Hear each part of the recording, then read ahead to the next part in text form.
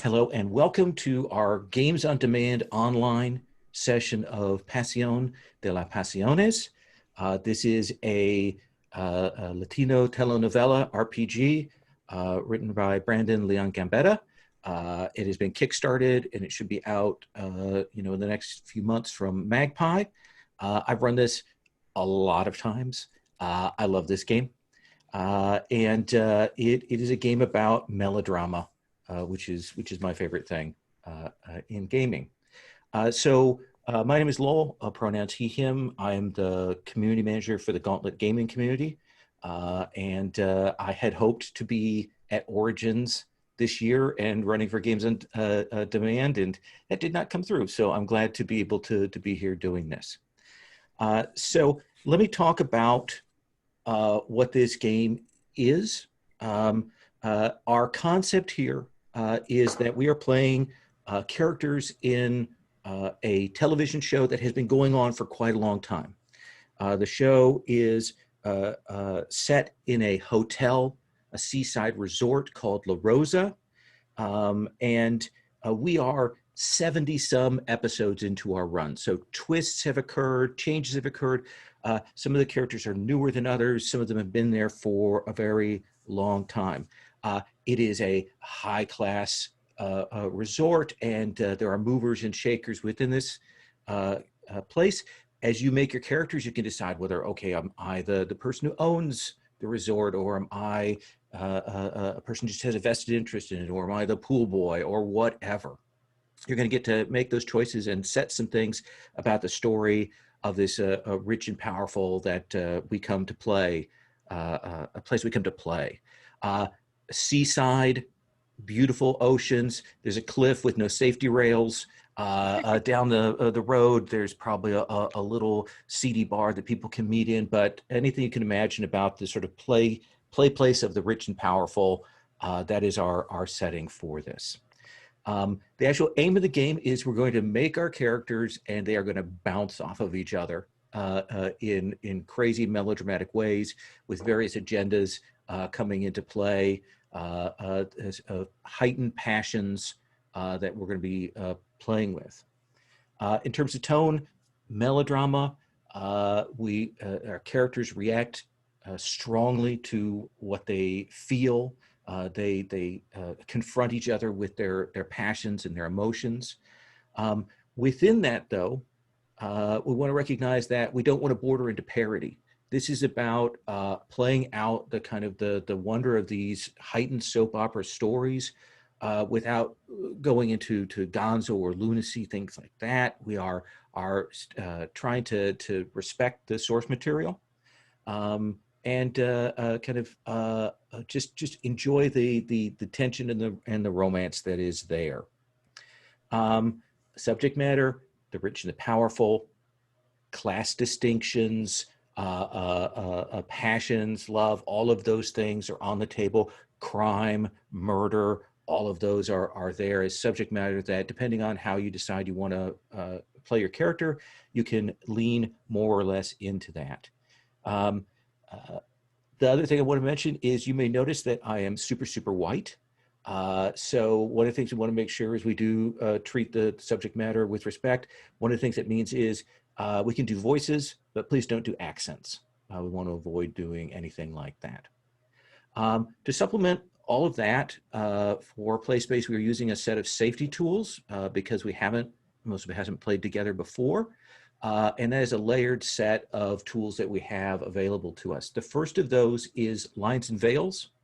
I hope most of you should be familiar with that if you all worked with that. We've got a tab for that in the Character Keeper. And you will see that we've got lines. And again, lines are anything that if you mark it as a line, that's not going to be on screen. We're not going to have that. We're not going to deal with it. If you mark something as a veil, that means if it gets mentioned or occurs, will quickly fade to black. We've got a list of topics, the sort of the conventional topics that we have on there that you can mark and choose from. If there's anything that isn't on the list that you want to add, feel free to put that in there. You can take a look at that line and veil list as we go through the character creation process and mark it up and add to it as we need to. Our second layer of safety is that we will be using the X card. The X card is going to be used to mark out anytime we hit material that you find objectionable, problematic. Maybe we've hit into area that you feel constitutes part of the line and we haven't quite noticed it yet. Those are all reasons to do that. Or if you feel that something is wildly off tone, you can say X card. You can do the safety gesture. Either of those are fine. And the only question we might ask is exactly where we need to cut back to, but we will kind of roll back and move forward, excising the problematic material or essentially moving past that or cutting that particular line of development. The last safety tool is that this is what is called a table with open door policy, which means that if you need to step away for whatever reason, mental health, physical health, whatever, feel free to do that. If you don't have to leave a note, don't have to say something in the chat, but you can, if you want to tell us you're going to be back or not back, but just know that you have access to that. That is an option that you have available to you. All right. Let me ask this before I go too much further. Have all of you played a Powered by the Apocalypse game? Okay. This is a little bit different. Let me tell you how this game differs from the standard Powered by Apocalypse. We don't have stats. Instead, all of the moves, or rather most of the moves, have two questions that are associated with that move. For example, I'll point to, we have a move called Strike Out at Someone. The two questions that are associated with that are, have you caught them off guard? And have they just wronged you? For each yes answer that you give, you add +1 to your roll. In addition to that, each of the playbooks has a distinct question that they always ask with these moves. And if the answer to that question is yes, you get another +1. So you can have anywhere from 0 to a +3. There are some ways that there are some other modifiers, but I'll talk about that. Basically know that that's what's going on. So when you're looking at the playbooks, if you look at the question, you'll see what that playbook kind of leans into. There are a couple moves that work differently, but I'll come back to that kind of after we do character creation and roll forward a little bit. So we've got 6 playbooks, and I'm going to give just the most basic elevator pitch on each of these, and then see if anyone has a strong opinion, like this is the one, or these are the 1, 2, or 3 that you're interested in. We have the beauty. They are the center of attention. They use their charisma, appearance, so on, to enter rooms, to demand what they deserve, to be the life of the party and the person who really always gets what they want. We have La Donna. This is the matriarch. And again, any of these can be male, female, or gender fluid, however you want to define their gender identity. The La Donna is the matriarch. This character is a character who's kind of behind the scenes, manipulating things, moving things. They start out with some schemes that they can pull into play. Their goal is to do these things, but keep their hands clean, manipulate other people into doing things. Next, and I'm going to skip over this next one. I'll come back to that, the twin. We jump to El Jefe. El Jefe is the boss. This is a character who takes charge. This is a character who's most likely involved in criminal activities. This character has access to thugs, hench persons to go and carry out their tasks. They might be an honorable person, but just happen to have access to these people who will do their bidding. They like to take control of the situation. Next, we have La Empleada. This is the employee. This is the poor, put-upon character who suffers greatly, who is just trying to get by and do what's right, and they're caught up. And they say, are you in over your head? That is the question that is always put to them, and usually they are. I will say that. They have some of the most interesting moves. Next is El Caballero. This is the gentleman. This is a character who looks for honor or justice to stand up for what is right in a situation. And in the case of them, we ask, are you handling things head on or without guile? Those are the basic 5. The 6th one is El Gemelo, is the twin. If you choose to be this character, then you are the identical twin of another PC.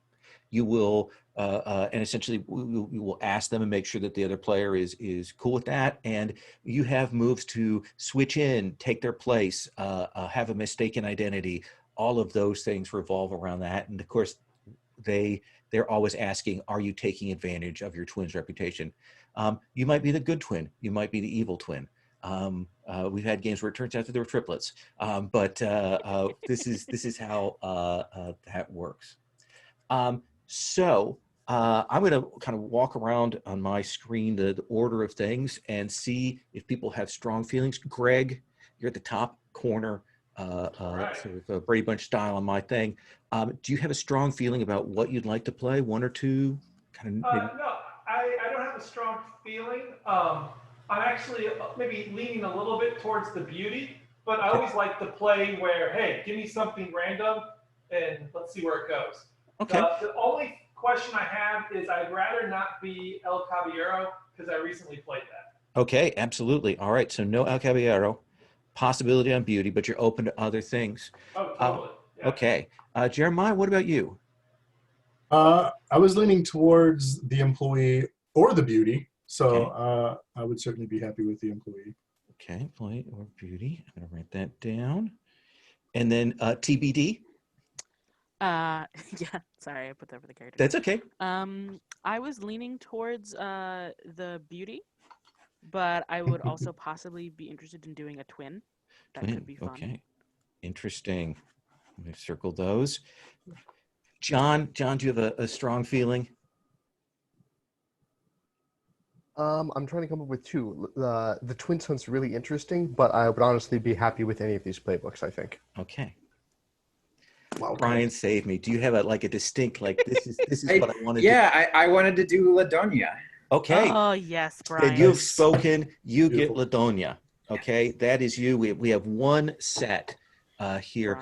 Brian. Greg, I swing back around to you. Do you have a sense? Do you want to do the beauty or you're muted, by the way? You have yourself set to mute. Bam. I'll do El Jefe. El Jefe. Okay. No All right. one picked him, so let's make that happen. Awesome. So I swing to you, Jeremiah. You've got 2 choices are still open. Which one do you want to go with? I'll stick with the employee. Okay. Like that. Go with the employee there. And back to TBD. Yeah, I'm happy to play the beauty or the twin or something like that, depending on I guess John, what you're thinking. Let's see, who's left? We've got Caballero and Beauty. the beauty. And twin.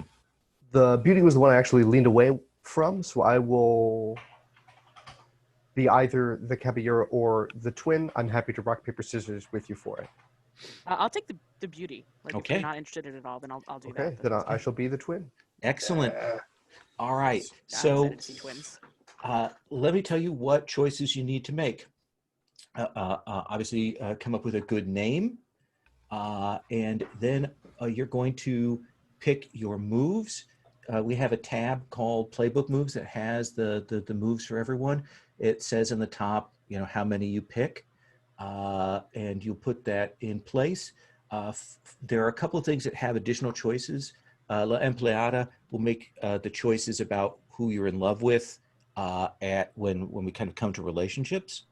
Ladonia, you may notice that you have this schemes move, which gives you a couple of projects. You don't have to choose those right now. You can choose them on the fly because we're in a one-shot. So we want to make sure that your schemes fit with what's going on. So just be aware that in play you can say, well, actually, my scheme is this, and bring that to bear. So go ahead, go through, make those choices. And when we're done with that, we'll have people do quick introductions. And then we'll answer those 2 relationship connection questions. And then we'll move forward a little bit. If you are hunting for a good picture, in the folder that I give you the link to on Google Drive, I did pull together a number of classic actors and actresses from various Oh, thank you. shows. So those are there. Oh, do I dare disturb the universe?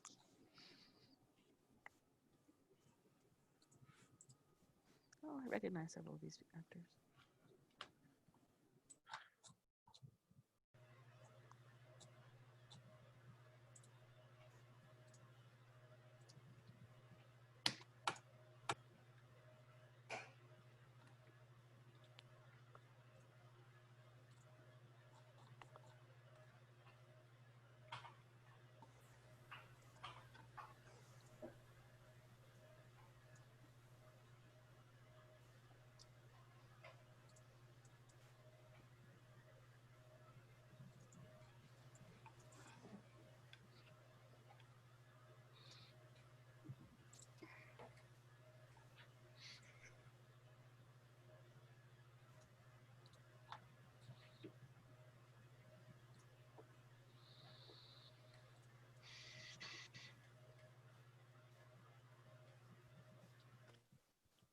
So I'm noticing there's no moves on the character keeper for the beauty.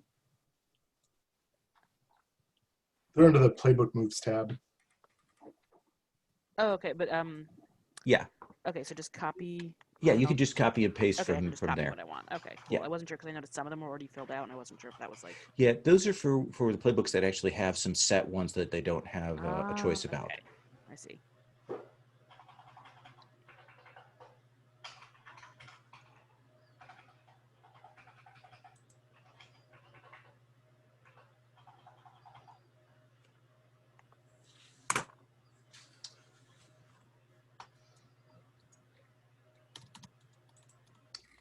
Is anyone particularly excited about having a secret twin?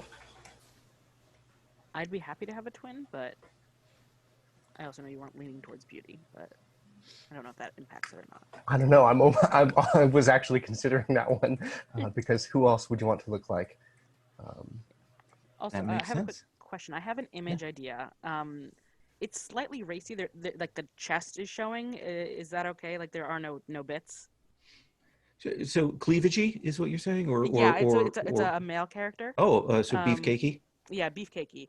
But I just wanted to make sure the image like is like there's no like genitals showing, but it's like covered by a ram's skull. Well, now I kind of have to I see know where it. this is going. Yeah, I feel like- You know this image, God. Brian. Okay. It's a great It's a great image. Well, feel free to insert that in there, and if we have to X card it, we will. Well, I just wanted to try and check before. It's amazing, actually. Dime a dozen TikTok thirst trap person. Yeah. Alright,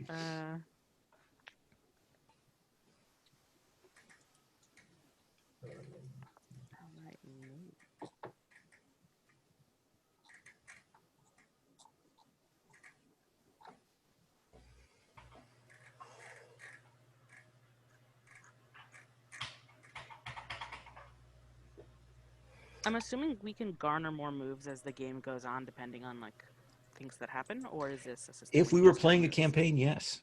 Okay. But in a one shot, these are the moves that you will have. Okay. If you want, if you're like, I'm uncertain about which move I want to take, feel free to like leave one blank and choose it on the fly. I'm very cool with that. If you're like, oh, I can't quite make up my mind. Okay.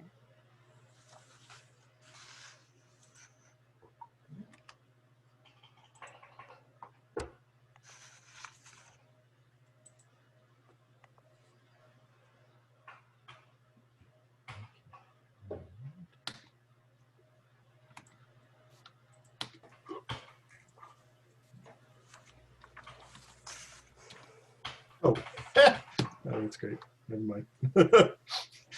I was about to name my character Hector, and then I saw El Jefe is also Hector, so I will find something else. You can both be Hector. There could just be a bunch of Hectors. Everybody's It happens sometimes. It's Ooh, bad writing, writer's room procedures. Just very confusing. Let's see. It's a very random story, but in a sci-fi game, we were rolling NPC names randomly and got the same bizarre name twice. It was like, so we're just like, you know what? In this universe, Glorp is just a really common name. It's the David of The There's like, John. yeah, there's one of them everywhere. You know, in every gathering at least. Oh, does anyone know Napod or not another D&D podcast? No. Nope. Okay. They decided through random process of elimination that there is a Petrie everywhere. Okay.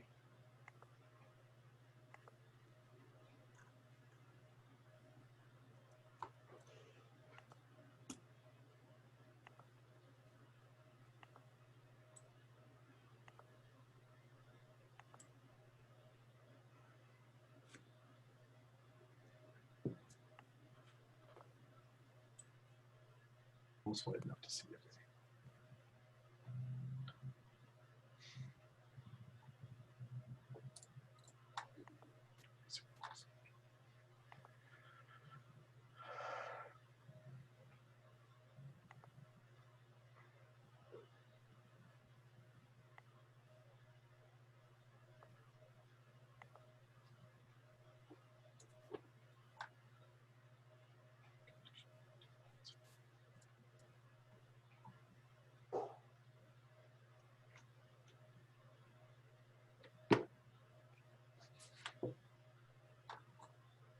Can I request your beauty has a surname so I can share that surname? Yes. Sorry, I'm looking at a ton of names right now. Yeah, no trouble. I Just will at some point. definitely give that to you. So we're up to 2 deer skulls. Exactly. Hard to tell apart. It's basically the same person. Brilliant. Oh,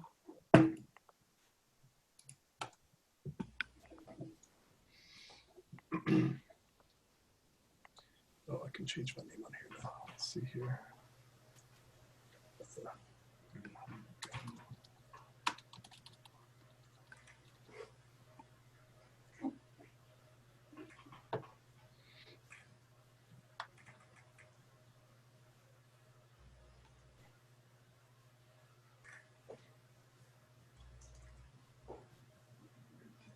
Myself.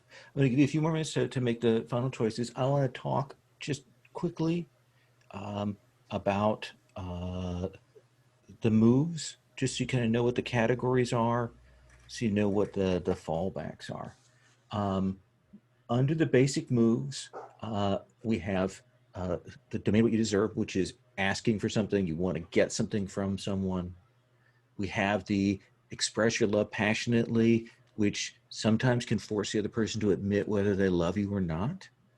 The classic mislead, distract, or trick, which we can use for a variety of things.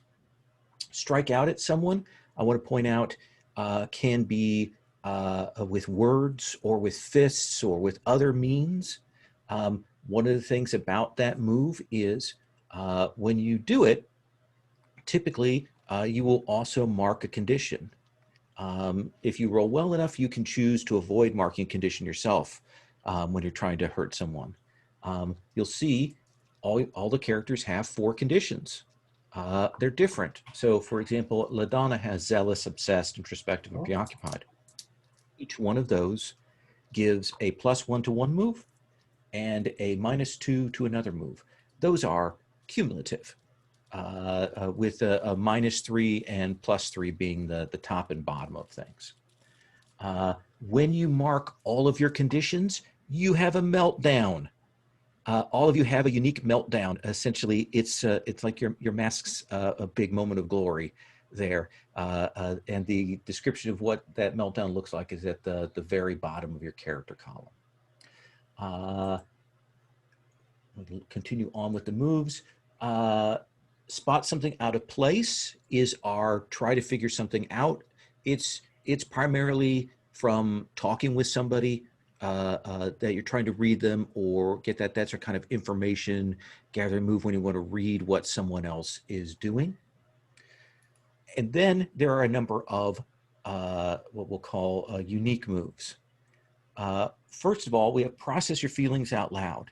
This is where you stand by the window while the rain is falling and you talk about the matters of the heart and what you're feeling, and you give us your soliloquy, and then we check with the rest of the players to see whether they're rooting for you or not.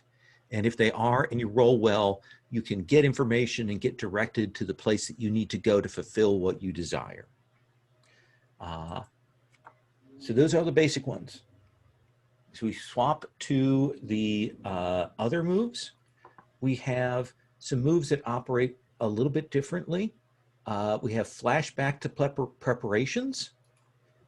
This allows you to essentially retcon having some things in place, essentially fabricated pieces of evidence, someone to be in the right place at the right time, stowed something away hidden. So that is a classic move to change up the situation. But an even more situation-changing move is reveal a shocking truth. In this case, you mark one of your conditions, and then you're going to flash back to reveal a shocking truth about another PC. And on a hit, the news is staggering. And there are things you can choose. You can have unequivocal evidence that what you say is true. You can give rightful claim to something they value, or you can introduce a shocking new character who has your back. So there are several moves that allow us to change the fiction, even established fiction that we've seen on screen, that will, have a scene that reveals that in fact what we saw before was not the truth. The last move is face certain death. At a certain point, you're going to be at gunpoint or caught in an explosion or pushed off a cliff. When that happens, you will roll face certain death. You'll roll with however many conditions you have marked. And you want low. And basically there are some choices. You don't necessarily have to die. You can, but there are some other options there. So that is the last of the moves. So, Aurelius, Luciano Cristobal. You're muted. Yes, I still need to pick a last name. Okay. But you'd have 4 names. Oh, of course. Absolutely. Yeah, that's a classic move on my part. I'm poking our La Donna because I want to see if they wish to be my parental unit for drama. I was indeed thinking that might make the most sense. Yeah. Especially since there's a twin involved. So. Yes. So Yeah. I was waiting to see what you picked for your last name. You were waiting for me. There's a chain of surnames that occurs here. I could pick it. If you have a good one. I really, really like the idea of La Donna who keeps the twin secret even from the child. Oh, yeah, maybe I don't That's know. a powerful energy. Yeah. That's a powerful energy, yeah. It was tough raising you both separately. But you did it, and you did it so well. Hey, how do I copy my picture from the Google Drive into this sheet? What I typically do is I cheat. I save it to my computer, and then I insert from my computer. Gotcha. I'm sure there's a better way.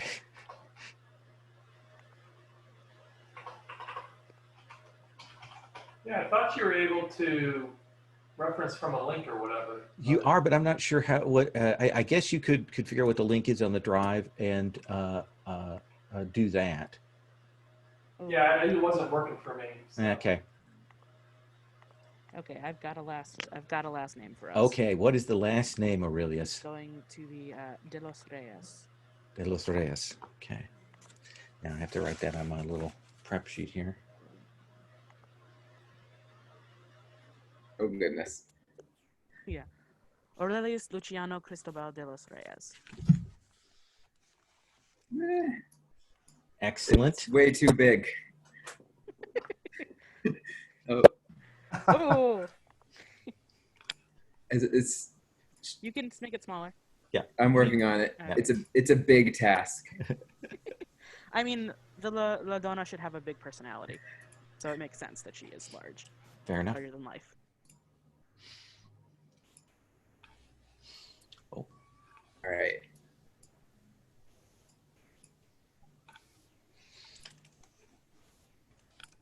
Oh, I So- love it. She looks so refined.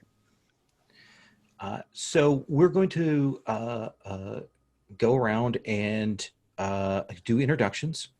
I want to mention we've got a few NPC pictures on the NPC tab. We talk about who they are, so you can kind of keep them in mind in this. We have a character, Elena. They may or may not be important. There's a big event going on at the hotel. They're a character who was a minor character early on in the show, and they're returning now. They've arrived back, and they may have sinister reasons for coming back. We're not sure. We have our concierge, Alma, at the hotel. We have the director of security, Santino Pinto. And then we have Efraim Sanchez, who is a long-standing guest at the hotel who probably sees more than anyone else. So those are some NPCs to keep in mind. But let us come to one of the two sexiest people on the Character Keeper. Aurelius, tell us about who you are. So Aurelius Luciano Cristobal de los Reyes is the beauty. It's funny because his name is this golden light bearer of God of the Kings, but he's anything perhaps but light. I think he enjoys being of wealthy means, maybe gets around a bit, flirts and goes where he pleases. He's had a rather indulged life, and he takes to it to the fullest. I think perhaps his family either owns the hotel itself or has, proceeded funds to it enough that they basically do own it, even if they don't own it in name.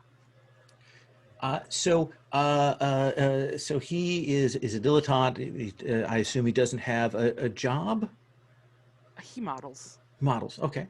And what is his latest hobby of choice? Let's see. His latest hobby of choice is actually like a bit of a deferral. Like he's done, horse racing, car racing, things like that. Anything very excitement. Recently, he's gotten very much into like bartending and like the luxurious food shows and things like that. So is he kind of doing some shifts at the bars in here I just to think kind of? he's troublesome in the fact that he doesn't actually schedule shifts. Like he'll just show up sometimes and go behind the bar and actually do these rather intricate sort of show-offy cocktails. Granted, they take like 30 minutes because you're flaming this and you're spinning that, but he loves the flair for it. But it's also probably difficult for the hotel staff because he's not technically working there and is not supposed to be behind the bar. What is his like distinctive piece of clothing or accessory or something like that we know and we see on screen? We're like, ooh, that's Aurelius. He there is perhaps a gesture of a distinctive lack of undershirt. Like, Okay. there's usually a leather jacket or this piece, and there's always a necklace he never removes. It's actually got the symbol of the Gemini on Ooh. it that he's had forever. It was a gift at one point from his mother, maybe, or his father, and he never takes it off. It is perhaps like even in all like the scenes where like you barely see him through like the fogged up shower, you see in the shower he's got the necklace on or things like that. Excellent. All right, well, I'm going to go through and do the other introductions. When we get done with introductions, we're going to describe our title sequence, in which case you'll have to show us how you vogue or pose or during the title sequence that we see you on camera, what we see. And we'll also, after we do that and the relationships, we'll also have you choose what the last time on thing we're going to see on screen. Let's move to Alicia. de los Reyes. Tell us about the matriarch. Tell us about La Donna. All right. Well, I am the proud mother of twins. I also, Proud? yeah, they're when they listen to me, they're wonderful. Okay. I've been coming to this hotel for a long time. I've for both business and pleasure.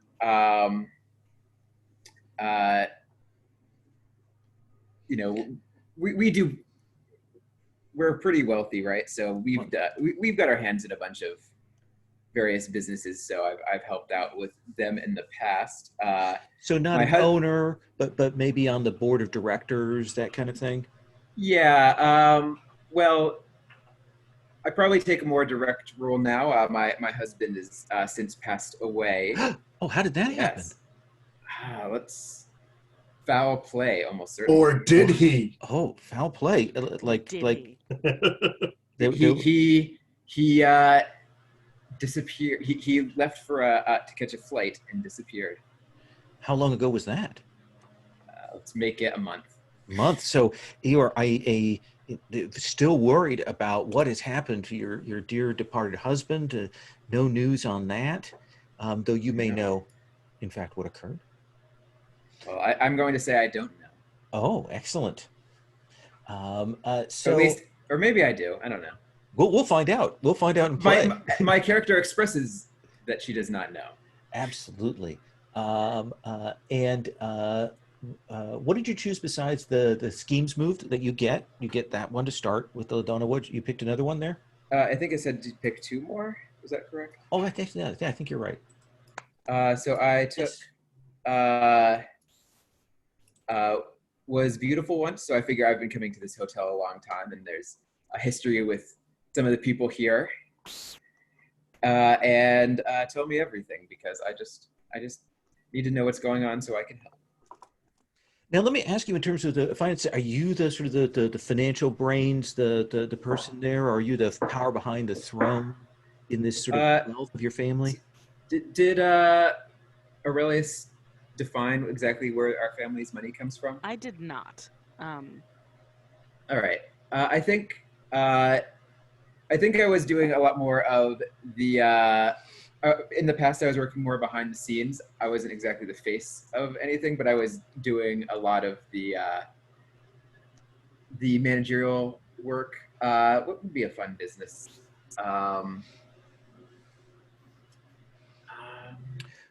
Fashion, perfumes. Those are a couple of classic jewelry, ones. Yeah, I like that. Let's do fashion. Okay. Fashion. Do I? Let's do jewelry. Let's do jewelry. Yeah, because of the necklace thing. Okay. Oh yeah, the necklace thing. Oh, that's a good one. Okay. Or better yet, why not both? Sure, why not? Okay. So we have our fashion empire. I had been operating more behind the scenes in the past, but since my husband's untimely disappearance, I've been taking over a bit more, but I'm hoping to groom my children to take over the family business. And this was a very bad time for your husband to pass, because even now this weekend we're having a big fashion show at the resort, right? That's correct. So I have to be here. Absolutely. Just to make sure everything goes perfectly. That seems great. We'll come back to you then. Oh, really quick. Aurelius is definitely a huge mama's boy. Like, okay. Ridiculously. Of course. I know best for you. Absolutely. We'll come back to talk about the relationships and the other things. But we're going to get the rest of the characters. So the last corner on this triangle, El Gamelo, tell us about you. Soy Javier de los Reyes. I am the rebellious, younger by only a few minutes, son. Up until recently, I've been oil roughnecking in the Gulf, but I've returned upon the shocking news of my father's disappearance. I think I do not wear a necklace, but I think no one in universe notices that. I think it's so the audience can clearly tell who is and who is not. Javier versus Aurelius. Mm-hmm. I, of course, do have a distinct, lower thigh tattoo. Okay. That might be a shocking telltale. Actually, I have a clarifying meta question. Sure. Our two beauteous characters are, they seem pretty. The content seems very sexual. I wanted to just clarify. Someone had put that there was a veil on sexual content. I just want to declare that like nakedness and flirtiness and romanticness is all emphatically, enthusiastically on the table, but just like we actually kind of fade to black when sex might occur. Is everyone okay with that? That's the standard. Just to make sure. Yeah, and we'll cut quickly on the fade to black, the Buffy rule. But Okay. yeah, that seems fair. Cool. I was like, these characters seem horny, so I just want to make sure I understood when I created another shirtless dude. I mean, according to your pictures, literally. Yes. Yeah. So let me ask you this: so you are aware of your brother? Were you raised together, or is there's some Mother. What do you think? Mother.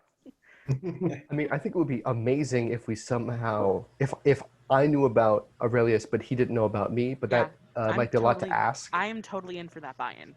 I mean, that seems genre appropriate. Yeah, I think. I had twins, but we could only afford to take care of one at the time. Oh, or like maybe even though you have a fashion empire, you Yes. can only Maybe- afford yeah. one twin. Oh, Okay. yeah, we or were maybe, small back then. Maybe it's the heir versus spare sort of a thing, and it's like you didn't want there to be concerns. Oh yes. Yeah, That's way more interesting. Yeah, we were concerned about the twins fighting over it, so we chose one to be the that you chose the first one heir, to be the heir. and the other one to behind the also scenes. Yeah. So Javier, behind the scenes, but keep themselves. Javier, you know your mother. You know of her as a distant figure and you know of your father as a distant figure. But now with the news of your father's disappearance, you have to go back and face her. Who were you raised by? Where were you raised? As a distant uncle, or were you sent to boarding schools, or what? Did I work the tough streets under the tutelage of Hector de la O? Sure. Yeah. Let's go for it. Okay. I said oil roughnecking, but insert any tough guy manual labor job that your empire would actually involve. Yeah. Okay. So somehow through various machinations, you ended up under Hector's wing, who helped maybe not raise you, but certainly guide the life path that you have undergone. Does that make sense? Mm-hmm. And what did you take for your moves? My moves? Yes.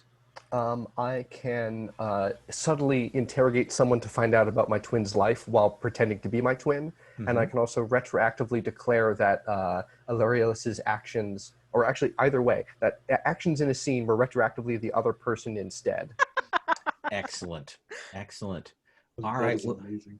We will come back to talk about those relationship questions and so on. Well, with Hector mentioned, let's come to you, Hector. Yeah. Tell us about who you are. Okay. So you talked about this this hotel. Uh-huh. And is this like a small city, a big city, sleepy tourist location? Well, I mentioned the resort itself is probably huge, sprawling. Yeah. Do you want to? What kind of city do you want? Do you want a town or a city nearby? What do you think? Actually, what we'll say is Hector de la O is he has some sort of connection with the resort. Okay. Let's say he supplies the resort with their food and alcohol. He has like a giant food distribution business. Okay.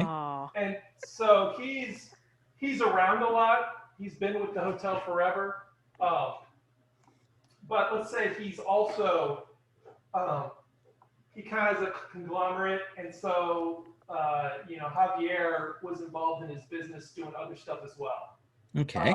Maybe we'll say he was working he was dealing with the farmers acquiring the food.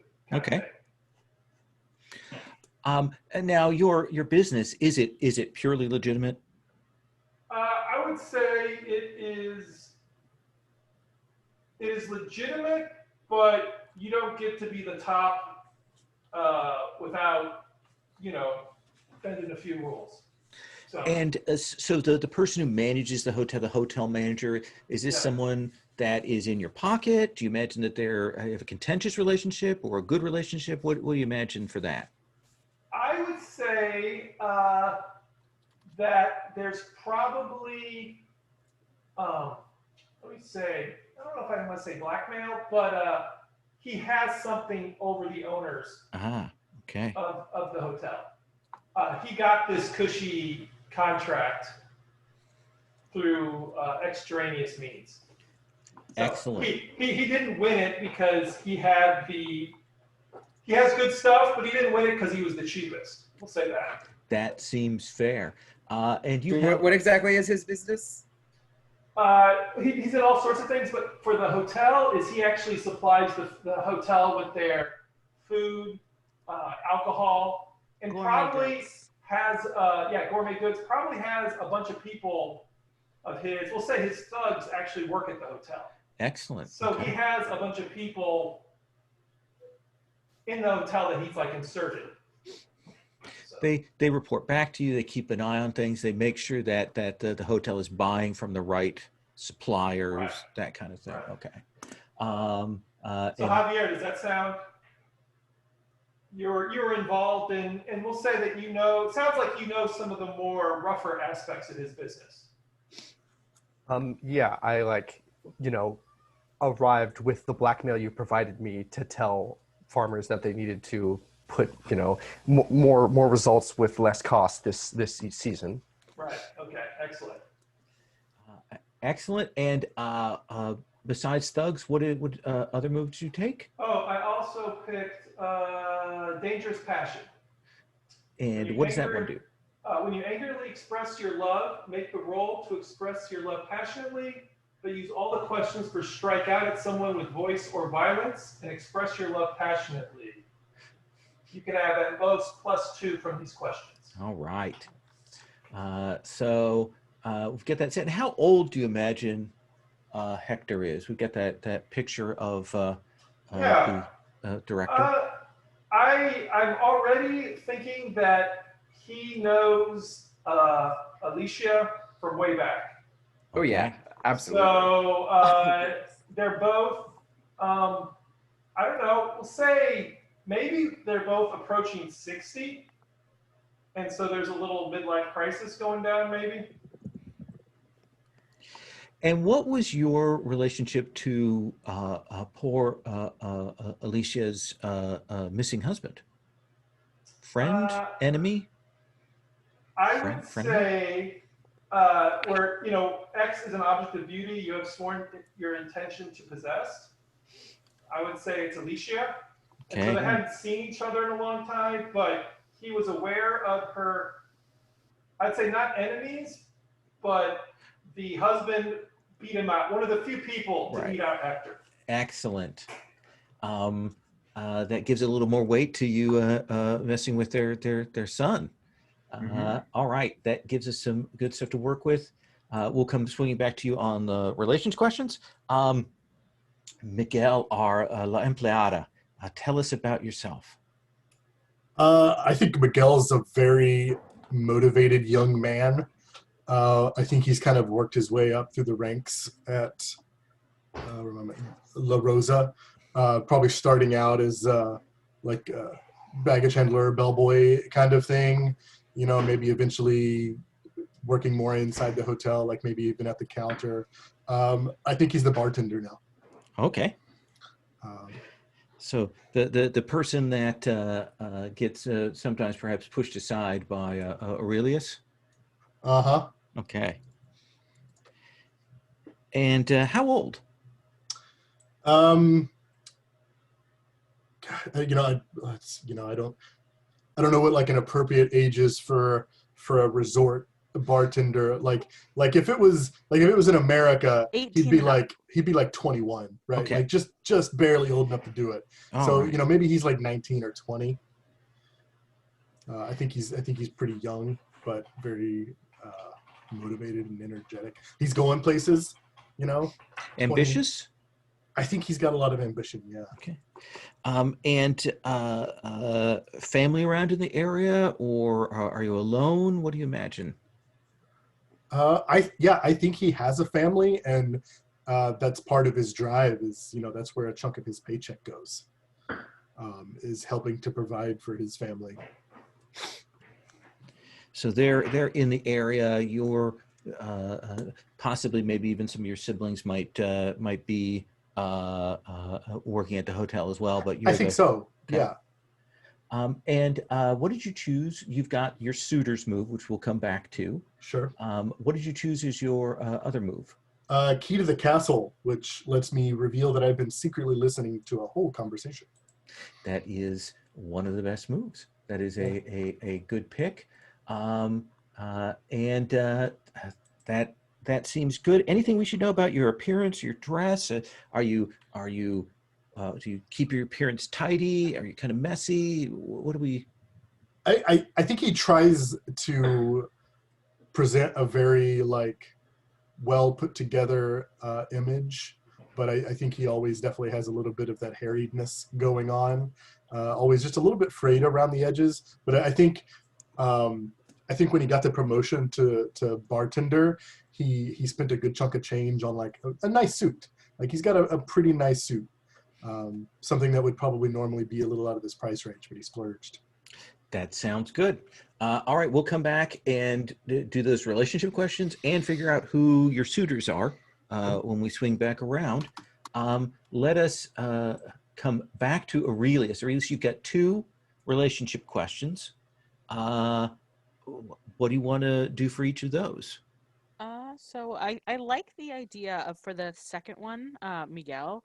Miguel is the person you go to when you're truly ready to cut loose.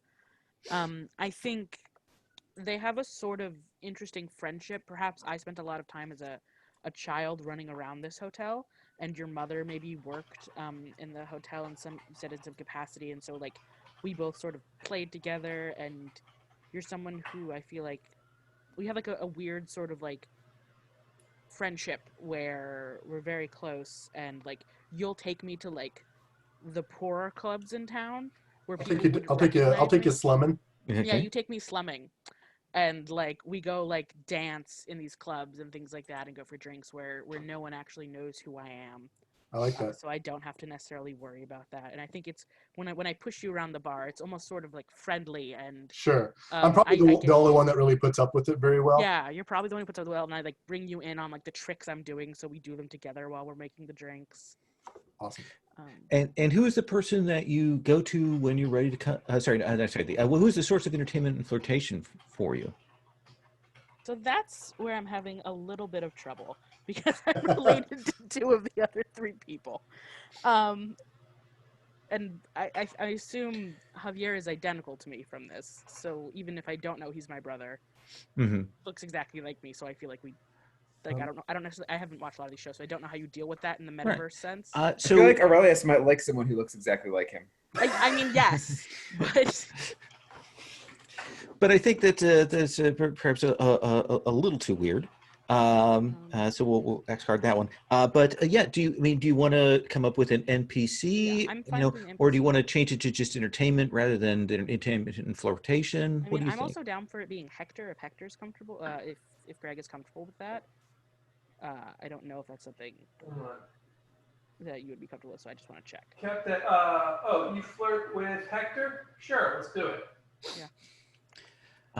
So you're an entertaining young man, vivacious, full of life. That makes sense.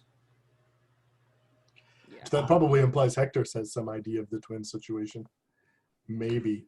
Well, given that given that he's raised Javier, yes, there's some knowledge there. Alicia, what about your 2 picks? I think that Hector is someone I've sparred with for a very long time. I think, we both have a long history of doing business in this hotel, and I think our relationship has changed a lot over time, depending on the circumstances. But I think we always sort of had a visual, a verbal sparring back and forth that went on between us. I like that. And for your broken little bird? I think that's got to be Aurelius, right? Yeah. Aw. Yeah, it's spoiled, but Mhm. he has so much potential. And do I choose the schemes now, or do No, I? you can check in play. You can you can say I can just reveal anytime. My scheme was blah, so I get its effect. exactly. Cool. Okay. Javier. So we've got your twin there. Yep, that's straightforward. I'm torn. I would love a way to connect to Jeremiah's character because I'm not tightly netted, but it also seems implausible that you would have met me before Aurelius, so it'll probably have to be Hector de la O. I mean, and there could be some sort of since I do have family in the area, maybe there's a connection there with Hector, which could have brought us into contact. I mean, I might even, if I have family that works at the resort, I may very well have family that works for Hector as well. Yeah. How about we were childhood friends, slum children together before we went our separate ways, and I mobbed up, and you went. I got a respectable job. Yeah, that's good. Awesome. Excellent. Never So it's getting to the point where everybody but Aurelius knows that they have a twin. Yes. And then no one just tells him. Yes. At this point, it's just awkward. Right. It's a little too late to go into that. Yeah. Hector, what about for you? Your 2 questions. Yeah, I am thinking that Miguel has been a thorn in my side. And, actually, yeah. Oh, and either actually, okay. Let's go with that. Actually, I meant to say Aurelius, but let's do Miguel. Okay. So just because you sounded interested. Yeah. I was gonna say because there could be something there with because you're providing drinks and food, and you've got a lot of your people working there. So maybe the fact that I don't work for you. Exactly. I'm thinking that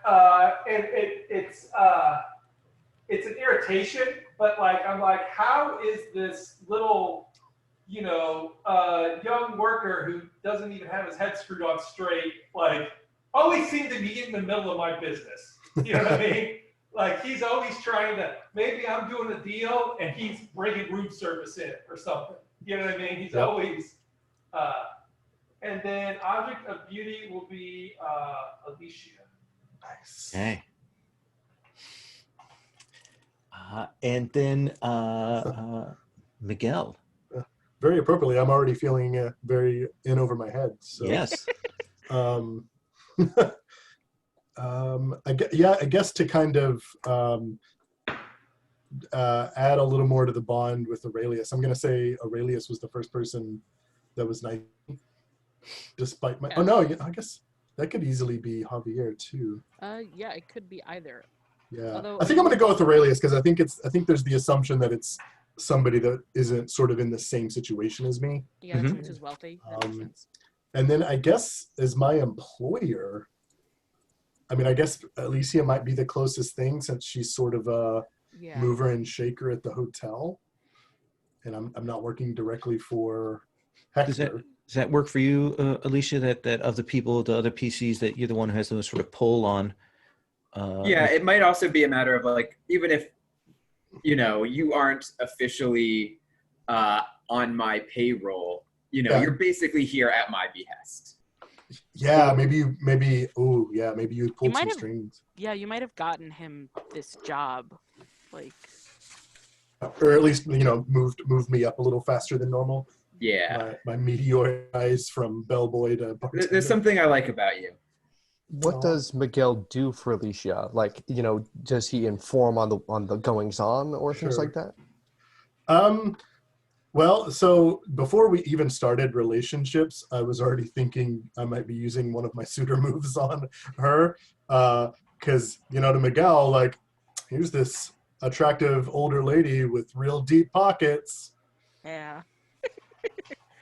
So Alicia as one of your suitors. Who's the other? I don't know. Let's see.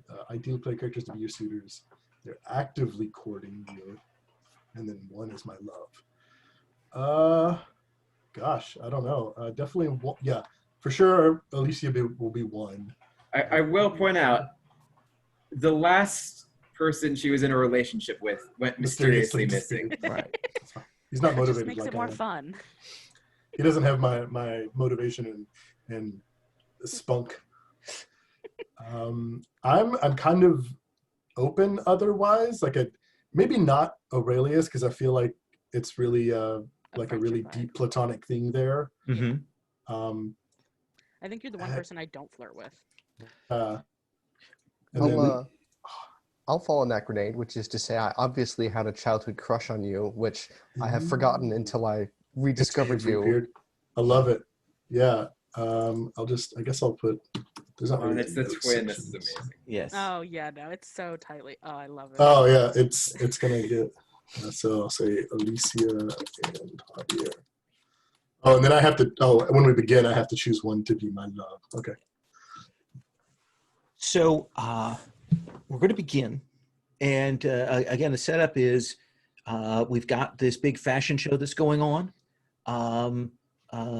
Tell me, Aurelius, what is the other event going on at the hotel this weekend that's competing with the fashion show? Wedding, convention, regatta, what do you think? Oh, I think there is a huge sort of like display party to show off the new alcohol lines that the hotel has, and these luxury liquors and partnerships, and like Okay. we've got like sort of a fancy scotch and wine tasting, and all these local herb-based liqueurs. So something where Hector has a strong financial interest. So both Alicia and Hector have events with strong financial interests that are going on at the hotel this weekend. Mm-hmm. Alicia, what is a big, unique feature of the resort that we wouldn't normally see? Like a casino or inside discotheque, or a sequence of swimming pools that stretch around. What do you imagine? I think it's got an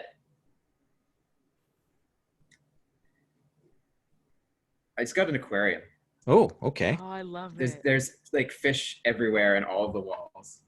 It runs in sections through the hotel. Just throughout. There's aquarium everywhere. There's aquaria everywhere. I love that.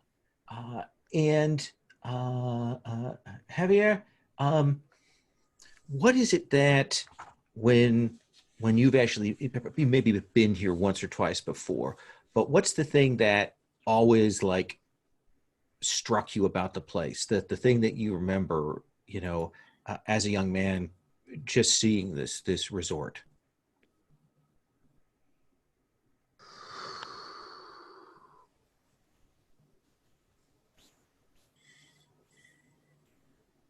I would say that over the grand dining, also the grand lobby where you sort of enter the hotel, there is an authentic Dale Chihuly glass sculpture. Yeah.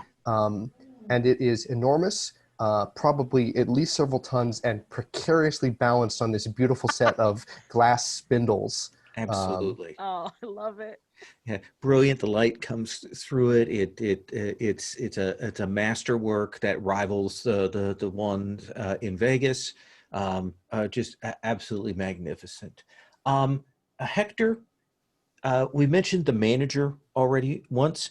That is kind of in your pocket. Male, female. Tell me something about them. Okay. Let's say that this is run by, What I'm thinking is I knew the original owner, Okay. and then the next generation has taken it on. And I would say it's the daughter Okay. and her husband. But the daughter is the family connection. Okay. Right. Let's see. Name. So I'm trying to think of a. If anyone has a name, nothing's coming to mind. How about Alessandra? Can we Let's do a do it. non-A name? Oh, we got too many We got- A's. we got two A's, I figured. Then how about Nazarena? Nazarina's beautiful. Yeah, let's do it. I like it. Can you find a picture and slap them in the NPC tab so we can all remember? Yeah, we'll get that. And I imagine Nazarena is kind of the one who's keeping things together, is in your pocket. I imagine that her husband is a little more dopey there. That makes a classic combination. And then since the bar is a center point for a couple of people here, Miguel, tell me the big bar that you bartend at. What is the striking feature it has? Oh man, let me think. I'm trying to think of if it's a big like resort bar.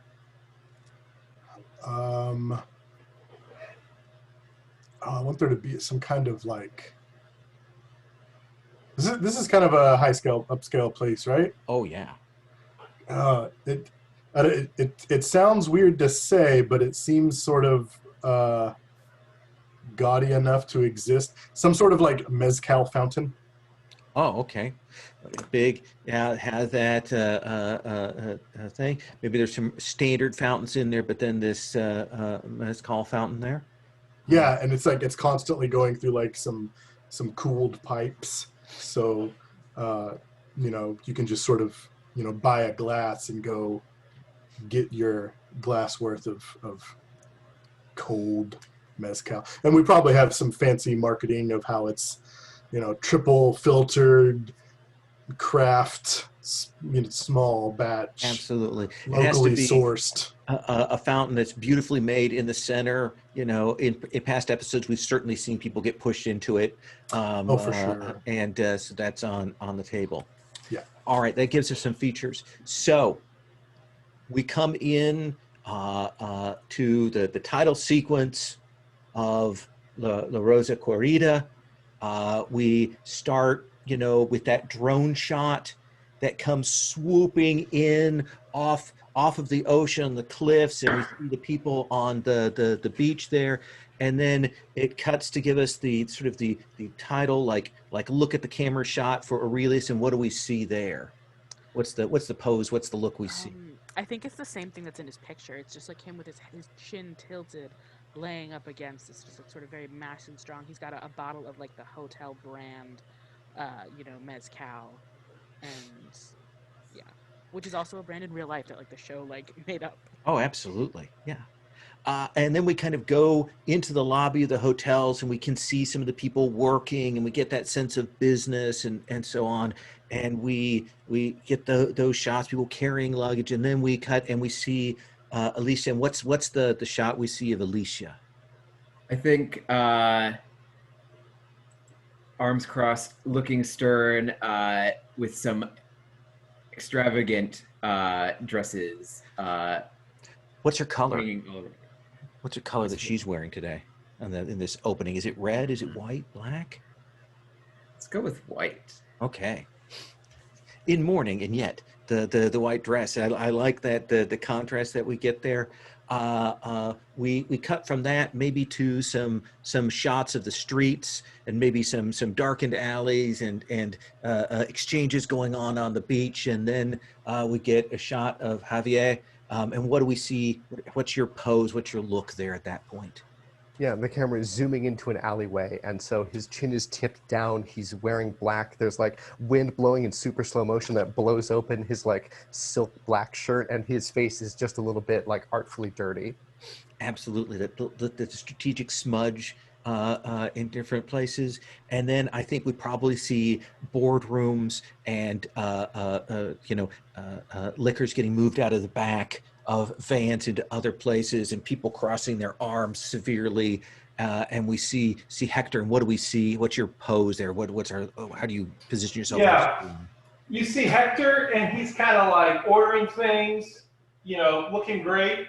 And then maybe he passes some clipboard to somebody, and then he just has this face of anger when when it's looking. No one's looking. He's just like, yeah.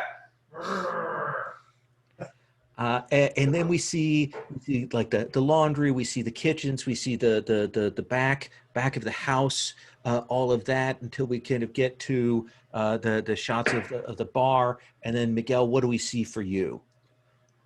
He's sort of just like one arm leaning on the bar as if he's talking to a patron with just like a big cheesy customer service smile. Like perfect. All business. And then after the sort of the title card of La Rosa Querida, we get to the previously on. Aurelius, there's a choice of last time on that's listed in your character sheet. So what is it that we see as the last time on for your character? I think you see Aurelius befriending someone dangerous and passionate. And who is that? I don't know who that is. So a mysterious figure. We don't know who they are. Mysterious figure. We don't know. But what do we see? So I think you see he's at the bar, and he's working it, and someone. You see like several different shots of someone in different corners of like different spots, like clearly watching him, and like it flashes between like different other scenes that we've actually had in the show, where it's like there's a regular scene where like Miguel and Aurelius are like chatting and butting it up, and then suddenly in this corner you see this individual watching them. And it flashes back to several scenes revealing that they were there. And then suddenly, in the last episode, you see them seated at the bar and their head is like tilted just right so the lights don't show their face as they're like conversing with Aurelius as he places down a sex on the beach. That is perfect. And then for really quick, sorry. How do you spell? I put in a picture for her. How do you spell the name Nazaria? Nazerena.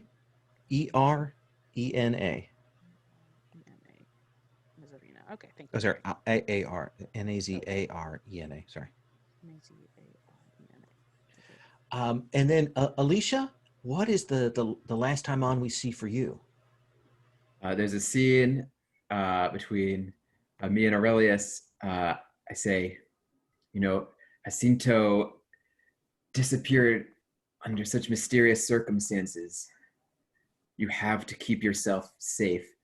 And I hand him a pistol. Oh, interesting. So we have our Chekhov's gun on the table there. And then Javier, what do we see for the last time on for you?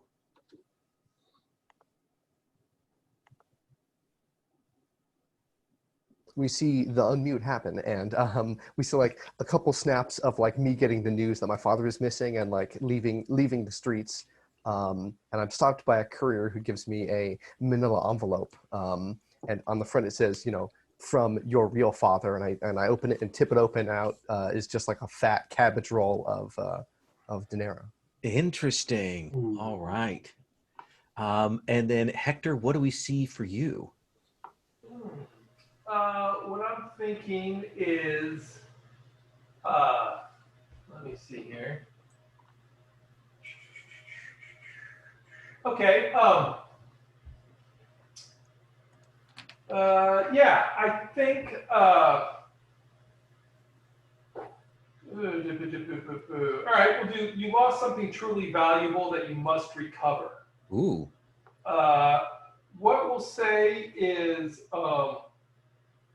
I'm looking, I see the obituary. So Alicia, is her husband dead or just missing? Yes. Yes, okay. I think he's presumed dead at this Missing, point. presumed dead. He's as dead as anyone can be in one of these shows, Right, which is not. Basically, it shows me at home looking at a newspaper, seeing their two pictures and about him missing, and it brings my memory back to something that I'm rummaging through like the attic, looking for something from my childhood that connected me to Alicia. Ooh, interesting. Ooh.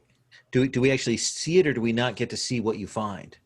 No, it just shows. Yeah, we don't see it yet. Excellent. And then Miguel, what is the last time on for you? I think the first thing we see is like at first there's some confusion by the audience because it's like we already saw this scene with Javier because we see this identical manila envelope with like identical writing on it. But then when the camera zooms out, it's Miguel looking at it. It's addressed to Aurelius. Ooh. Oh, interesting. Whoa. Intercepting a letter meant for somebody else. Perfect. And so we come in, and my typical approach for these things is we kind of do a once around, kind of get some preliminary scenes in, and then we'll start crossing paths and so on. So, Alicia, what's gone wrong? What has gone wrong with the show? Like the show is tomorrow. What's gone wrong? The top model didn't show up. Yeah, you've gotten this call. You've heard that she has just gone on a whirlwind romance with a famous Hollywood actor, and she's flown off to Monte Carlo, and she won't be there for your show. And she hints that it's because of the bad treatment for the last show that she was in with you. What do you do? Some people have their priorities all out of whack. We need a new model immediately. I will go to wherever the other models are and look around for like 5 seconds and be like, no, these won't do. Not at all. We need to find a new model and fast. And then I think I'll head towards the bar. Okay, so we see you go down towards the bar. Are we in the morning, the afternoon, or are we already into evening? What do you think? I think it's the morning. Okay, so morning, you come into the bar, probably not particularly filled. You know, a few of the bar flies and some of the turistas. And who's behind the bar? It's Miguel, obviously. Okay, Miguel, you looking up and kind of getting the we'll say it's a little after lunch. Actually. Okay, Bars don't usually open that early. Yeah. Getting the glasses set, getting the bar mopped down. Yeah, doing like the prep, cutting up some limes, getting them ready. Absolutely. Alicia, you see Miguel. Miguel, I think I need a favor from you. I think Miguel sees, I think Miguel's all an eye out. So I think by the time Alicia gets to the bar to start talking, he's holding out whatever your drink is. Yeah, I just take it. The thing you always order. Yep. Yeah. Miguel, we have a problem, and I think you just might be the key to solving it. I'll do anything for the resort. I'll do anything for you, Miss Reyes. Well, Christina, our top model, refuses to show up for our fashion show. But the show's tonight. I know. And there's no time to go through the normal channels to get a replacement. But you have been out here manning the bar, seeing all of the most gorgeous people from across the country come in and out of this fabulous hotel.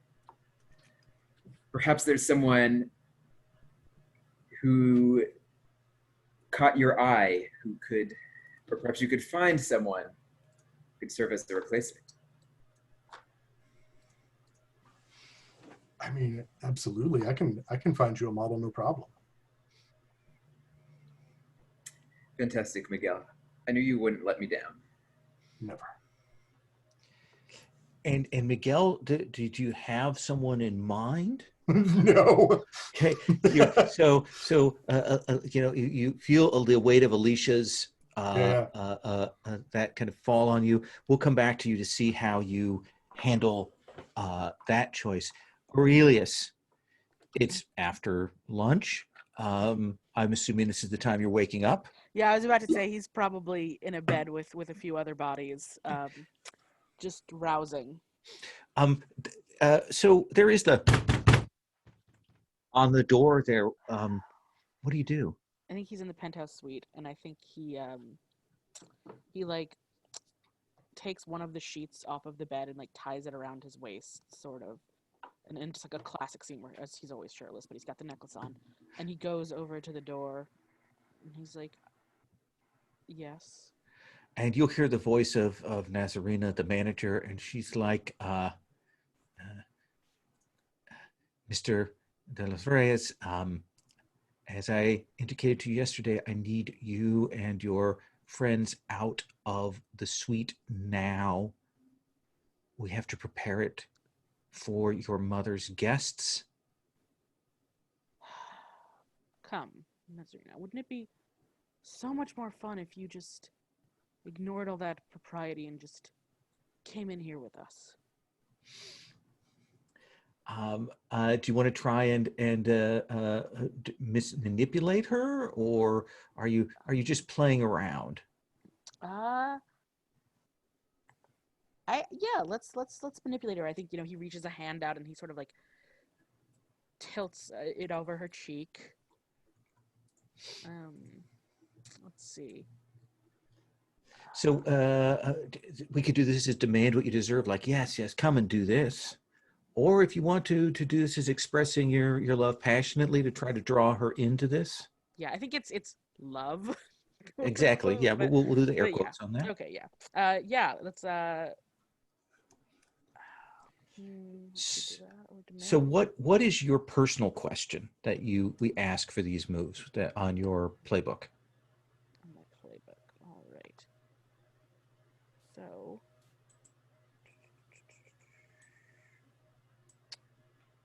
I'm not sure where. Maybe I'm looking. Oh, it should be right below where it says playbook.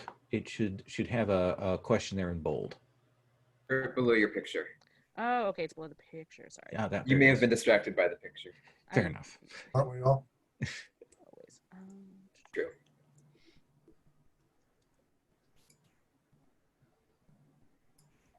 I was looking at the page without the picture. So, okay.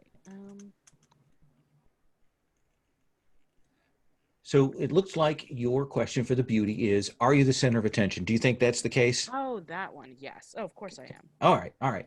And then we look at the other two questions. That's a +1. Okay. Are you offering them something of value in return? Of course. Good time. Interesting. Sorry, actually, we're expressing love passionately. So are you dressed to impress? So yes, with just a sheet. I think that is dressed to impress. Do they believe you're single? I'm going to say no, given the other bodies in the bed right now. No, that's valid. So let's say a +2, if you want to go ahead and roll with that. Okay, so I'm assuming it's 2d6. It is 2d6. I'll have a roller, or you can roll your own dice at home. Okay,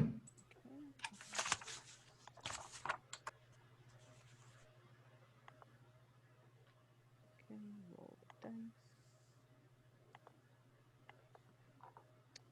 dice. So that is a 5 plus 5 is equal to 10 plus, I believe that was 2. Look at that. So on a hit, they give themselves to you, or reveal a secret they probably shouldn't. I think that we see the gasp and the look on her face as you reach, shut the door behind her,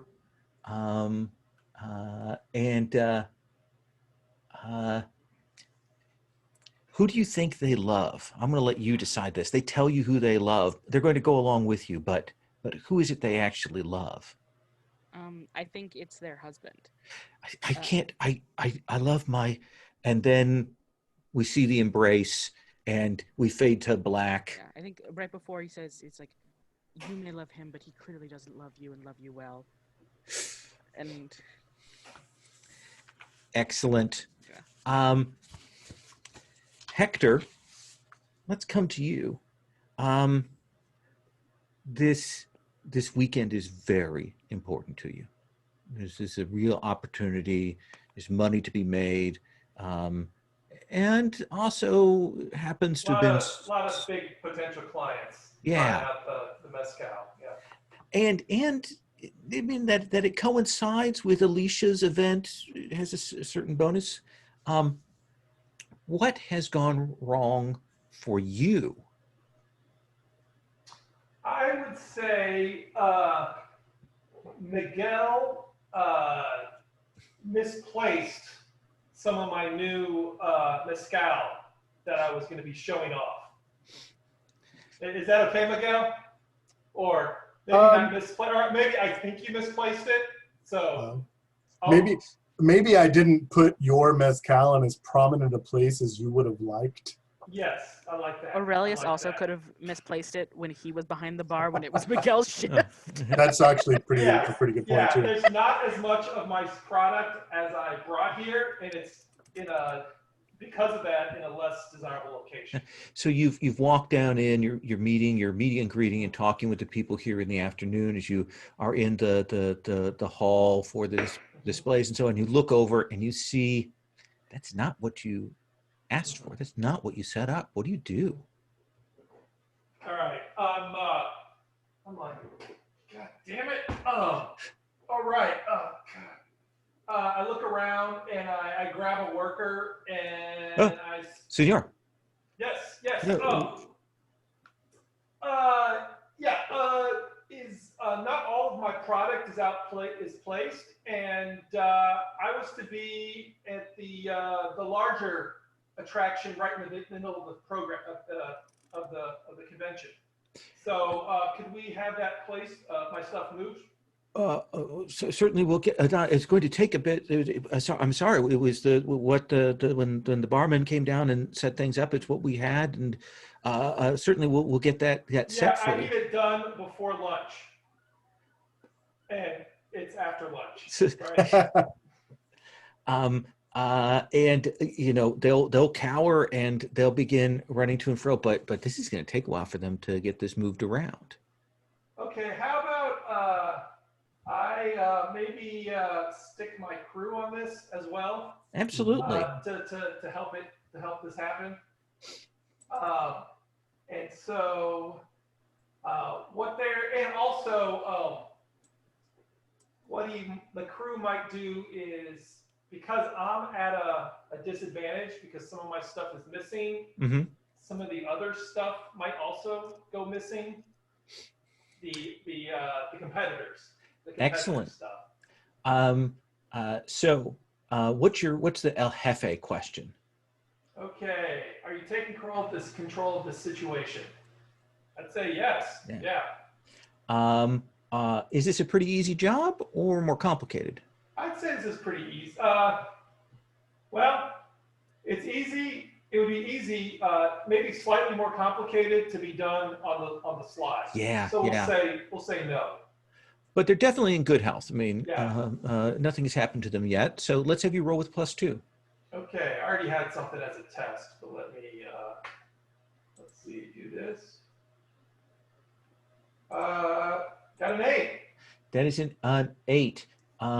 So I think pretty much the people here are going to give your crew what they want. I imagine that there is some strong arming, some bottles knocked off of tables, some things go missing, and it's kind of chaotic for the next couple of hours. But your 3 people will move and kind of get this reset here.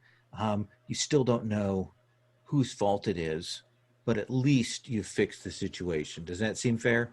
Yeah. And it might be Miguel is just like my whipping boy kind of thing. Absolutely. Like, it doesn't, maybe it's just all in my head, right? That he's this constant thorn, but that's what I have.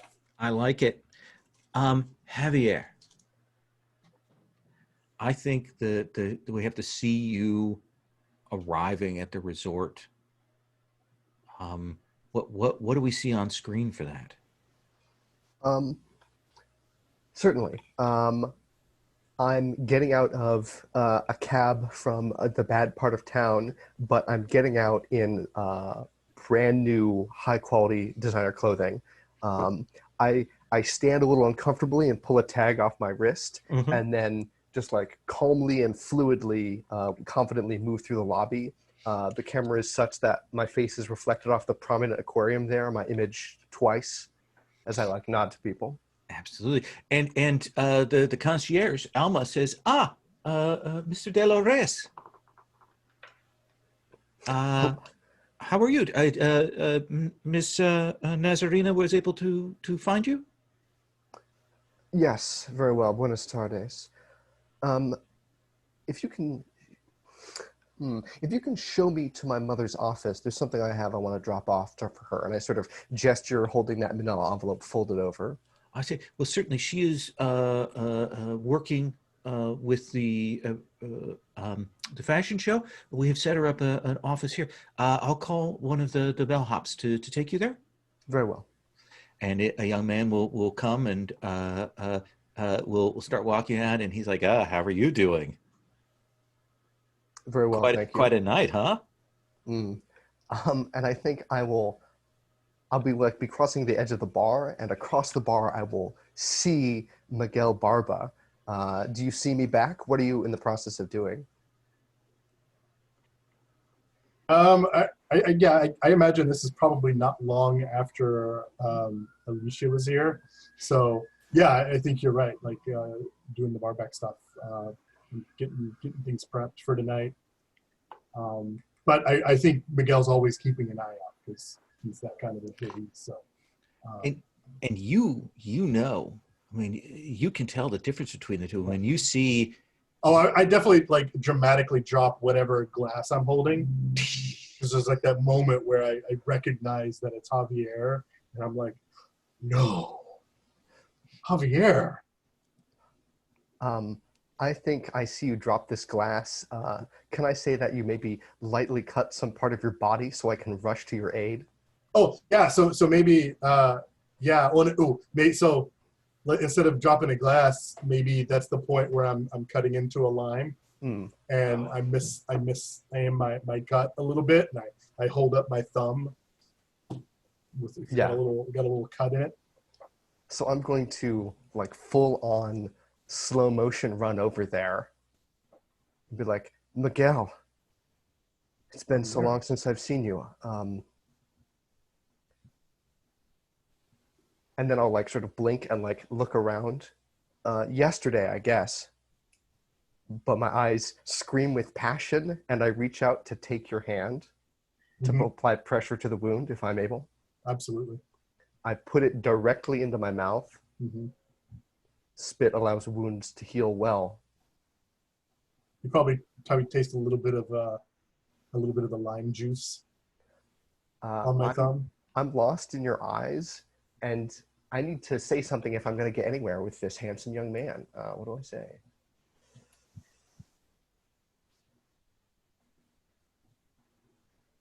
Can I see you tonight? It's been so long. I would love to catch up, just you and I. Tonight's the big show. Everything's so busy. And then like this light bulb goes off in Miguel's head. It's like, you could be just what we need. We lost our head model. You'd be perfect. What a magnificent return. The forgotten Reyes brother to be the centerpiece of the fashion show tonight. Miguel, I need you to keep that secret while I try and find out the real story of what happened to my father. But if you need me to do something for you tonight, I'll do it. I'm yours tonight. I'll keep your secret, but everybody's counting on me to find a replacement. It has to be you. Fine. I can model as well as my older brother. I'll show him.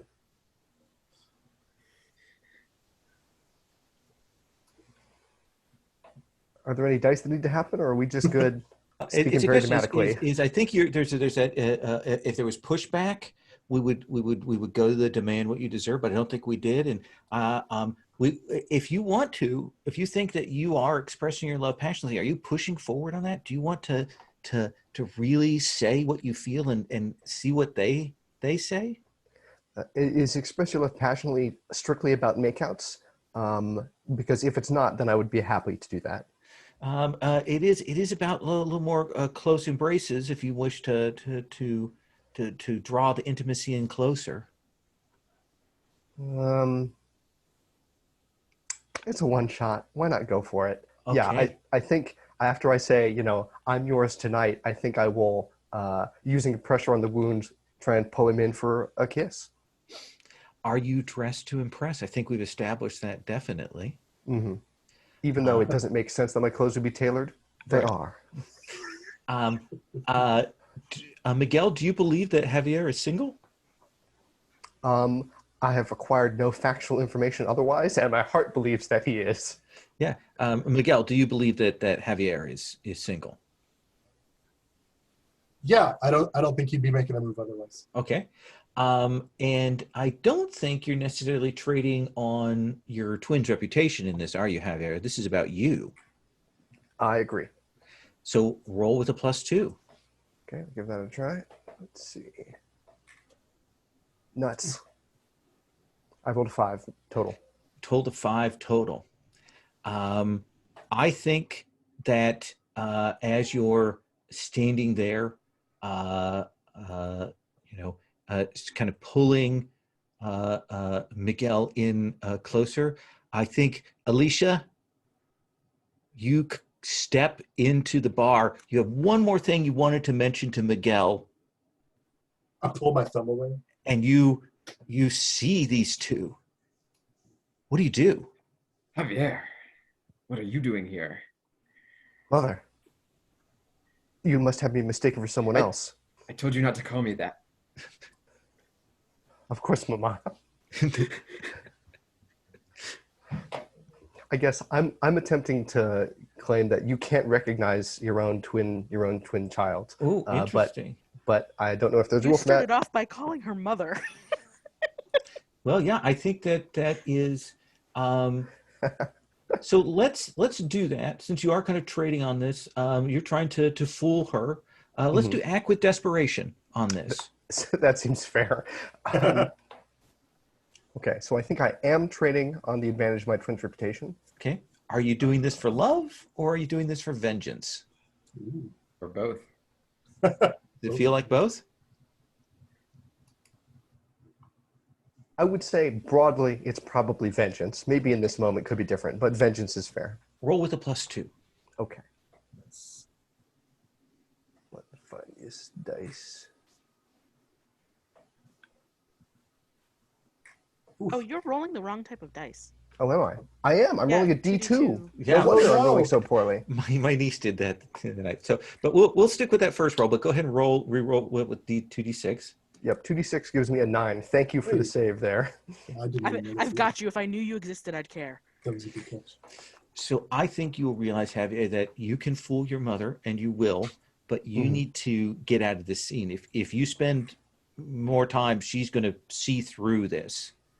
So you need to make your exit quickly. Aurelius, you're up early. A little hungover. I guess I should go get ready for whatever comes next, and I'll get out a pair of aviators and put them on over my slightly different colored eyes and attempt to wander away. Okay. Awesome. See, Alicia, you definitely saw more intimacy between Aurelius and Miguel than you had before. Like they were clearly going for an intimate kiss there.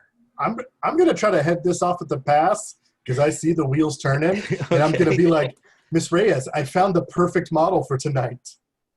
Oh, I knew I could count on you. Who is it, Miguel? Your son. Who better? Of course. It was right in front of me this whole time. I definitely do. I am doing this with the intent of sidestepping the intimacy issue that she just witnessed. Let's do mislead, distract, trick. Okay. And if I'm hitting moves hard, it's just because I want to make sure that we hit the mechanics. So Yeah, no, I like that. So No, it mislead, makes sense. direct, Are you in over your head?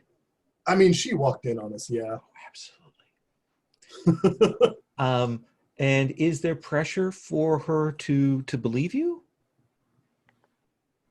Ooh. I don't think there's any outside pressure I don't necessarily. think there's a lot of pressure, no. But they do think you've been honest with them, right? Yeah, I think Miguel usually comes across as a pretty... Yeah, Absolutely. I've Then relied on you. roll with a plus two. Okay. Oh, I never... Well, I was going to say early in the game, I was probably going to assign Alicia as my love, but after that scene with Javier, it's currently Javier. Okay. So... Nailed it. Boom. Okay, actual D6 plus 2. So close. Oof. I was not successful. You were not successful. That's So fine. I need you to mark a condition. What do you want to Ooh. mark? I feel like that. Well, I guess part of it might come down to her reaction. Alicia, something tells you that Miguel is keeping something from you. But I'm feeling like I'm probably gonna feel cornered. Miguel,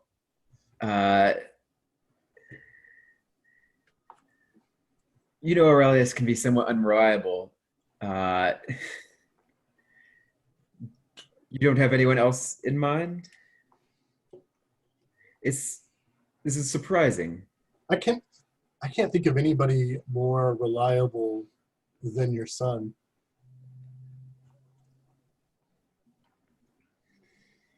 I'm probably like absentmindedly bandaging my thumb. It just seems like perhaps there's a lot of things you've seen recently in my son that I perhaps hadn't been noticed before. Well, Looking at your thumb. Open your eyes, Miss Reyes. I'm waiting. Oh, damn it. That feels like I need to try something now. Alicia, do you want to accuse him of lying to you? I am going to accuse him of lying. Thank you. Yeah, feel free to. I don't quite have the moves that feels good. internalized, so if it sounds like I'm doing a thing, I probably am. Yeah. So what is your key question? The one on your sheet. Are you keeping your hands clean? What do you think? I'm not quite sure. I think you're in the case you're probably right up in it right now. Yeah. You definitely have an audience because there are other people here in the bar kind of watching this. Do you have any evidence? Well, I just saw him kissing who I thought was Aurelius. Yeah. So let's have you roll with the plus 2. That is an 8. That is an 8. So choose one. You're right, despite what the audience has already seen. They admit their falsehood or have to mark a condition, or you surprise, scare, or fluster them. I think I'd like the second one. Okay. Miguel. Do you want to admit? So what's the lie you were actually accusing me of? The lie is that up until now, your relationship with Aurelius seemed platonic. Gotcha. What I just saw wasn't. Yeah. Feel free to tell me this isn't enough of a... that was just first day. Come on now. You can feel free to tell me this isn't enough of a confession, but I feel like playing into the genre, I'll probably still continue to refer to him as your son, and say I've known your son for so long, and I've always felt such a closeness in my heart that I can't hold it in anymore. I have to admit the feelings that I have. And the deep passion I feel. This is surprising, but as long as Aurelius is happy, I'll talk to him about the modeling, and I'm sure He will be comforted to know that he no longer needs to keep this a secret. I think it's a good moment where you move away. Miguel, what condition are you going to mark from that earlier? Oh, I guess that's true. Yeah, because my immediate. I think I would have accepted that cover up though, that you're still Yeah. thing. Yeah. So it Well, doesn't have to- especially with what you throw out there, that's rife with so much things that are gonna go wrong now. I think I'm still gonna stick with cornered I think that makes sense. because I'm seeing the writing on the wall. Like, oh no, she's gonna approach Aurelius. She's gonna have this conversation. Oh, it's like, oh no. Let's come to Aurelius, see what they're doing, and then let's come to Hector and see about them. Aurelius, the camera comes back to you. What do we see? Are you showering? Have you dressed and left the room? What do we? Yeah, I think it's a sort of scene change. He's left the room and he is just in this immaculately tailored suit that just like fits him like a glove. It's almost this antithesis to his twin in the sense that I think we sort of get this like quick moment where he bumps shoulders, like he's heading towards the bar, Mm-hmm. and they're both wearing these aviators, and he like bumps shoulders with Javier, and maybe like both their glasses fall off. Then, I mean, do you think you notice them, or you just kind of ignore that and move on? I think the glasses both fall, so he bends down to pick up his own glasses, and he like sort of turns a little, like not fully glancing at him, and he's like, so sorry. They're clearly like not enough space in these halls. I mean, like the halls are gigantic. Like, Out of game, are you trying to find a reason for our characters to interact? I'm happy to let it not happen, or happy to punch it up if you want to. I'm happy either way. I just thought it would be very funny for the screen for like them to have like this moment, so it could meet, or they could just pass in the night. Javier, You prefer. if Aurelius is kind of not pushing on that, I mean, do you want to reveal yourself now, or do you want to keep this facade? I would like to reveal myself when the time to stab him in the heart is there, so I'll let it go for now. But maybe in my haste, I'll accidentally leave the manila envelope labeled "From Your True Father" there in the hallway. Oh, Okay. is it addressed to Javier? Or is it just from your true father? Only that. Okay. Okay. Yeah, Aurelius, you Aurelius, see that envelope I dropped? pick it up and I frown. I open it. Is there anything in there? There definitely 100% should be. Should I roll on like the elaborate preparation table or something? If this is something you wanted to have set up, we could do that. If it's just you want to say, you know, there's something in there, we can just do that in the fiction. What would you prefer? I don't know what's in it, but I'm open to suggestions. So it seems like the fastest way to make it suggestion is to use a move, because that will probably come with some constraints. Okay. So if we are, I think shocking truth is probably good. okay. So you need to mark a condition. Okay. Does it matter when something is above or below the line? Nope. I'm going to say That line- reactive, because part of my elaborate plan was is spilled Okay. before I'm ready. And then you get to roll with the number of conditions you have marked, which is just the one. Okay. I am rolling. I got an 8. You got an 8. So you get to choose one from the list of 3 things there and tell us what that truth is.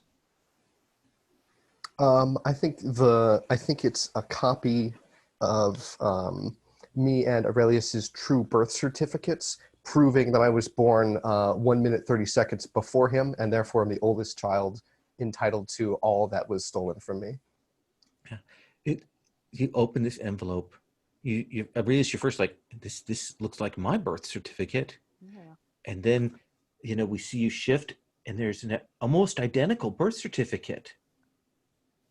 The time, the date, a different name. This is what is this? And it's from your true father. And I look to see if there's like a mailing address. There's nothing else on there. Just these Yeah. 2 certificates that hint at a sibling. I storm. I sort of, I don't know. He doesn't storm, but he almost rushes in an uncharacteristic way towards the bar, and I think he like bumps into a woman, and of course like she's carrying glasses towards some sitting patrons, and so like the water Abs- splashes on his white shirt and it Absolutely. clings to him, but he doesn't pay attention to it because this is so much more important as he makes his way into the bar because he was going to see Miguel anyway, but he needs Miguel's help with this. I think before you make it to the bar, you run into me. Oh, do I bump into you? Yeah, I think Because I was just at the coming out bar and I was just Yeah. leaving. Yeah, angrily. You see your mother. Mama. Want to speak to her? Yeah, Mama, what is this? And Uh, he sort of like holds out the envelope, but like you can't necessarily see the birth certificates yet because it's in there. What happened to your suit? What do you mean? Oh, The tailored suit you were wearing a minute ago. this isn't a tailored suit, but it's like a different color. It's like a slightly different shade of like blue. Yeah, it's a little different. I can tell because I'm in fashion. Yeah, but the water's he doesn't think that you know like things. I was in such a rush to find Miguel about something that I needed. I bumped into a waitress and she spilled water all over me. That's why the shirt's wet, mother. But Mama, what is the meaning of this? And he like unsheaths these like 2 pieces of paper and looks at her, sort of like concern and frailty in his eyes. All right. I'm not sure what mechanically would happen here, but I think I want to basically say it's like scheming businessmen trying to get at our fortune. Basically, it's a trick. It's fake. It's nothing to be concerned with. Are you just trying to distract them from this, or are you trying to say, you need to believe me? What do you feel? How hardball are you playing here? Well, in my mind, if I see this, I think Javier might be around. Yes. So I think for now, mislead, distract, or trick might make the most sense. Yeah. Until a more permanent solution makes itself available. Absolutely. I don't like the way you say permanent solution. Yes. I think you're pushing the blame off onto other people, so I think you are keeping your hands kind of clean on this one. Mm-hmm. Is there pressure for Aurelius to believe you think? I'm seeing a nod. Okay. And Aurelius, do you believe that your mother has been honest with you? Of course, she's my mama. Okay. Then roll with a +3, Alicia. +2, right? +3. Oh, okay. Oh, you're right. No, my mistake. Oh, well, that's good because I got a 7. I needed that +3. Okay. So they are fooled for a moment. You can learn a secret from Aurelius or essentially create an opportunity where they are kind of buying this for the moment and aren't going to push on you. Which would you prefer, Alicia? Let's create the opportunity. Okay. I'm not really interested in getting secrets out of Okay. Aurelius. So Aurelius, your mom calms you for a bit. Yes, of course, mama. I shouldn't. I can take these from you and send them along to the lawyers to look at. Of course, yeah. You're right, mama. I shouldn't have gotten worked up so easily. You know what's best, and he like hands it over to her, and looks at her and is just like, yes. So you and Miguel? What about yes? Miguel is, of course, Miguel and I. We're always Aurelius and Miguel. You should have told me you two were together. We're always I together. want to say that I've been eavesdropping. Yeah, and of course. He sort of like quirks a brow and is like, "What do you mean? Miguel and I are usually always together." Yes, but not like what I just witnessed. What do you mean, just witnessed? So I want to, because I was gonna say if depending ahead. on well, because there's a role for me eavesdropping, Mm-hmm. and depending on how that goes, I might Let's try have you roll that. interrupt this conversation. Okay. So I still get my playbook question, right? Yep. I definitely still feel over my head because this is. You work here. Yep. And are you dressed to blend in? I'm in the So it's in the bar, but I'm like specifically close eavesdropping, spying Sure. on them. So Let's have you roll that. I love the visual of like a really obvious, like you're at a pillar and you're behind, like your face is fully out of it, but like we have no recognition of you, but the audience like clearly. I've got like a glass that I'm sort of like half-assedly wiping down, but It's like you're behind the yeah. Let's have you roll. 14. Okay. Nice. You can get away without being spotted. Yeah. Or ask a follow-up question. Okay. I guess, because I mean, I want to be eavesdropping, but in a way, I also kind of want to reveal myself to sort of stop this line of questioning. That seems fair. So as you're kind of pushing forward on this, Alicia, Miguel steps out. What do you say, Miguel, to interrupt this, to shut this down? Ooh, that's a good question. What does Miguel do? You could ask about if you want suggestions, first of all. I'm open to suggestions. You could bring up the modeling suggestion. Yeah. Ooh, yeah, that might make things worse because you think I'm talking about Aurelius, and I'm really talking about. Let me put a pin in that. We're going to resolve that because we haven't had Hector on for a little bit. That sounds good. Hector, who would you like to cross paths with? Javier, or do we want to have you have watched this scene, or is there somebody else you want to talk to? What do you think? What do we want to see from you? How about him and Alicia cross paths? Okay, so I think we will step out as Miguel is kind of stepped to kind of talk, and you see that there is a conversation between Alicia and Aurelius, and Miguel is about to poke his stupid nose in there. It's clearly popped up to do this. What do you do? Oh, I think I know exactly. Okay. So, Hector, what do you do? So I'm walking in on this conversation. Yeah. Do you want to interrupt, or do you want to wait until they're finished? Oh, I'm gonna wait till they're finished. Okay. And when Alicia's all by herself, I'm gonna approach her. Okay. So Miguel, you're kind of looking to maybe have this talk, to interrupt, and you can actually see Hector has come and is waiting and is watching in the wing. Ooh, okay, perfect. Because I feel like now that I've looked over the moves, this might be acting with desperation. Because the number one thing I'm trying to avoid is Alicia having this kind of conversation with Aurelius. Okay. Because I think it's going to be very awkward and revealing secrets that I want best avoided. So I think I come out and try to get Alicia's attention and Miss Reyes, Senor Hector de la O is here to speak with you. Obviously a matter of urgency. Talk about my. You're muted.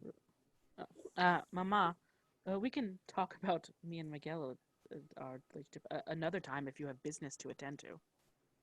I'd hate to hinder that. It's not like it's anything new.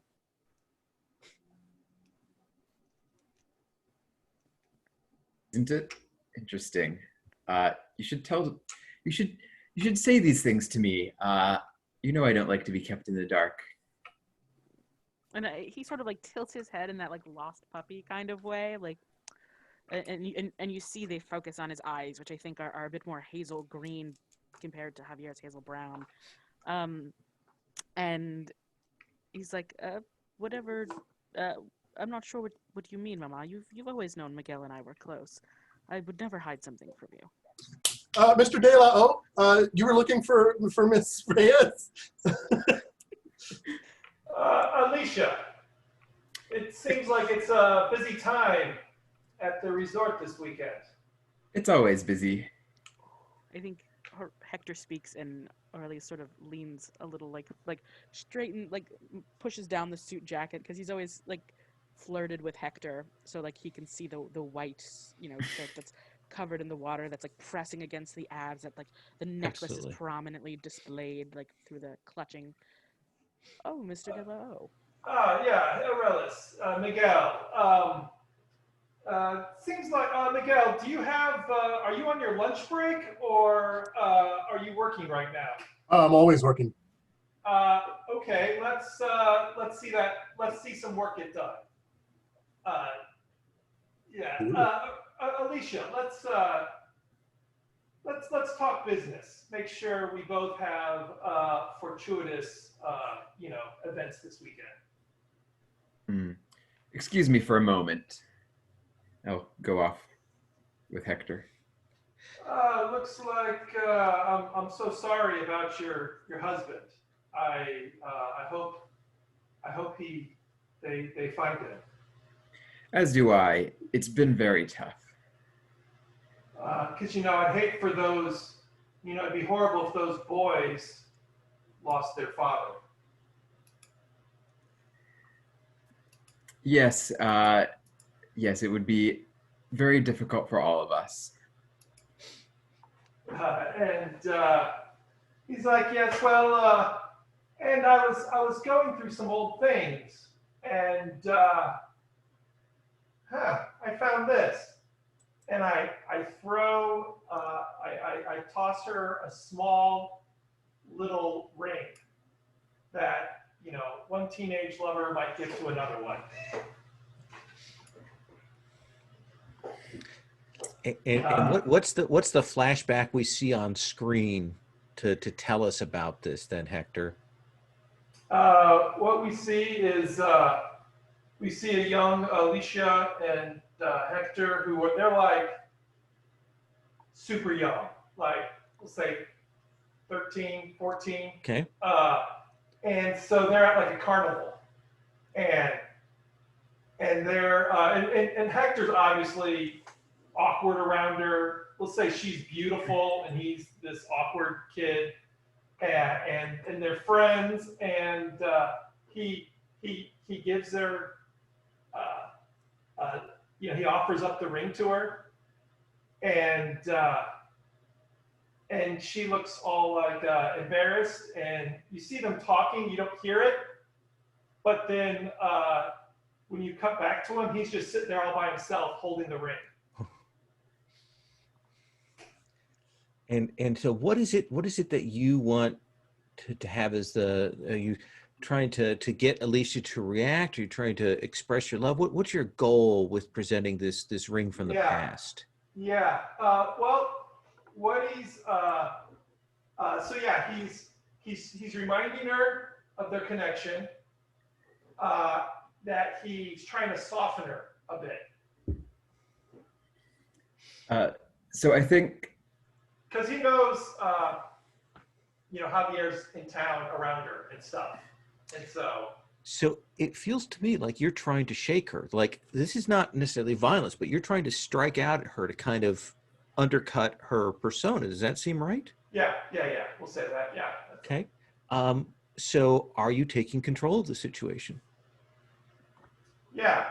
Let's do that. Have you caught them off guard? I would hope so. Alicia, do you feel like you're caught off guard by this gesture? I think so. And I don't think they've just wronged you, though. So let's have you roll with a +2. All right. Let's jump with that.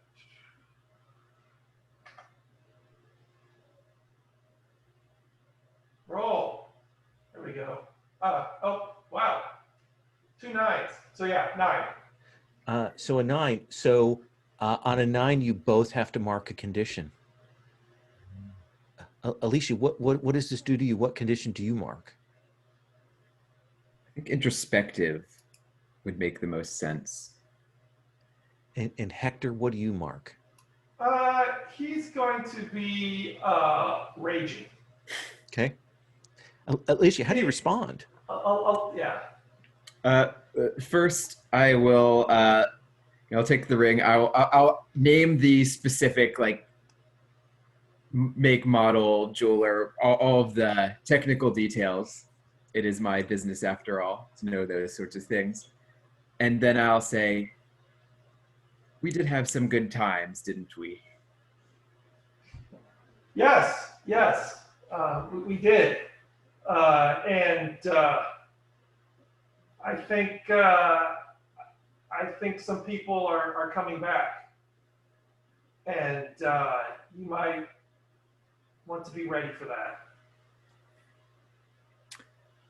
So sorry, who is coming back? I missed that. I think some people from the past will be coming back into your life, and I want you to be ready for that. Javier has been asking a lot of questions. I appreciate the warning. I knew that child would come back to haunt me. Don't say that. Don't say that. He's been doing a lot of good work for me. And you're I'm always here for you. I understand that we've and he says this, but it's very, or actually I take that back. He's like, that boy, he's a good one. All right, you've given all your attention to Aurelius. I don't know what the hell that guy. I see that guy. I'm here every weekend at the bar. I don't know what the hell. You've created him. You've made him for what he is. And Javier, I made Javier what he is. Alicia, how do you react?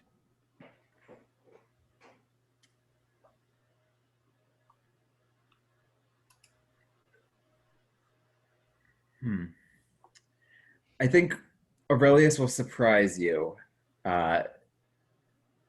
You should come to tonight's fashion show. I know you have your own show going on, but I'm sure he will impress you there.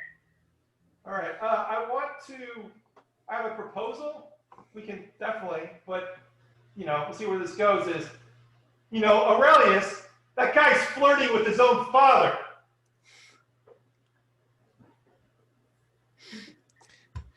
So what are we doing here? What is your intent, Hector? What's my intent? Let's see. Claiming paternity?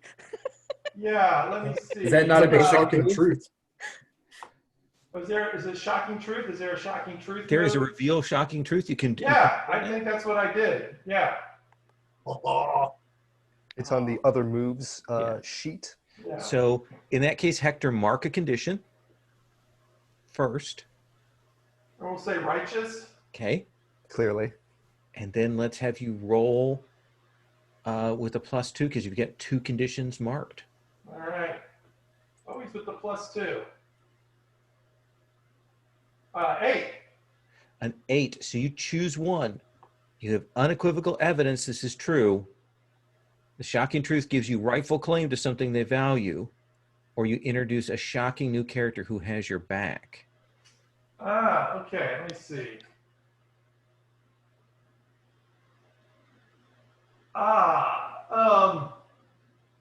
The shocking truth gives you rightful claim to something they value.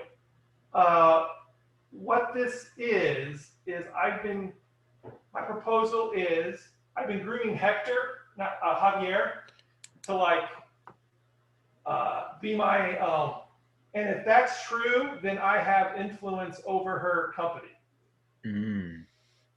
That if Javier comes back and he's the rightful heir, and I'm his father, we'll say by some sort of weird, legal maneuvering, I will immediately own part of her company. Get stakes in the shares. Yeah. So I think that we're going to see the camera on Alicia's shocked face, on Hector's shocked face, on Miguel's shocked face, on Aurelius's shocked face. We're not sure whether they entirely have heard it, but I think that has to be our mid-episode commercial break. Let's take 10, and we will come back and we'll delay. We'll go to Javier first, and then we'll come back to see what happens to that scene. Okay. That's good. I gotta think through some. So you don't know if this is real or not. He did not Yeah. choose Yeah. this is definitively It's, true. This Yeah. it's could be not a- unequivocal evidence. Yeah. yeah, no. So let's take 10, and we'll come back. Perfect.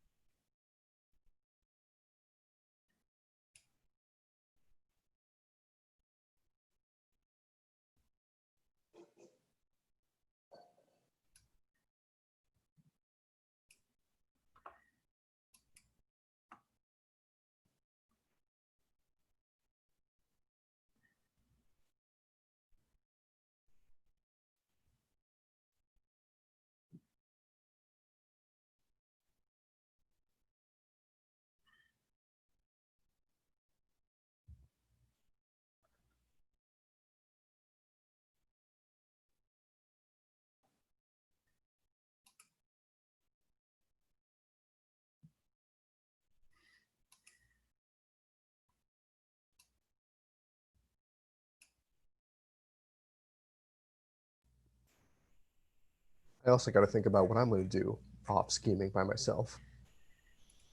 There's a lot of thinking about schemes in this game. Oh yeah, you have like a whole scheme move you haven't really activated yet. Oh, I've got some plans for that, but it hasn't really come up yet. Okay.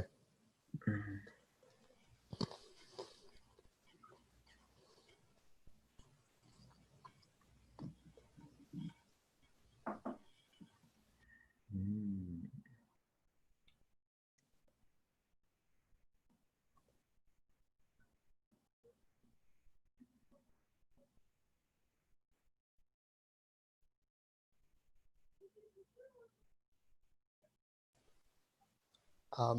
I'm probably going to go to your office and use the move that lets me be like, what are they planning? So Yeah, that makes sense.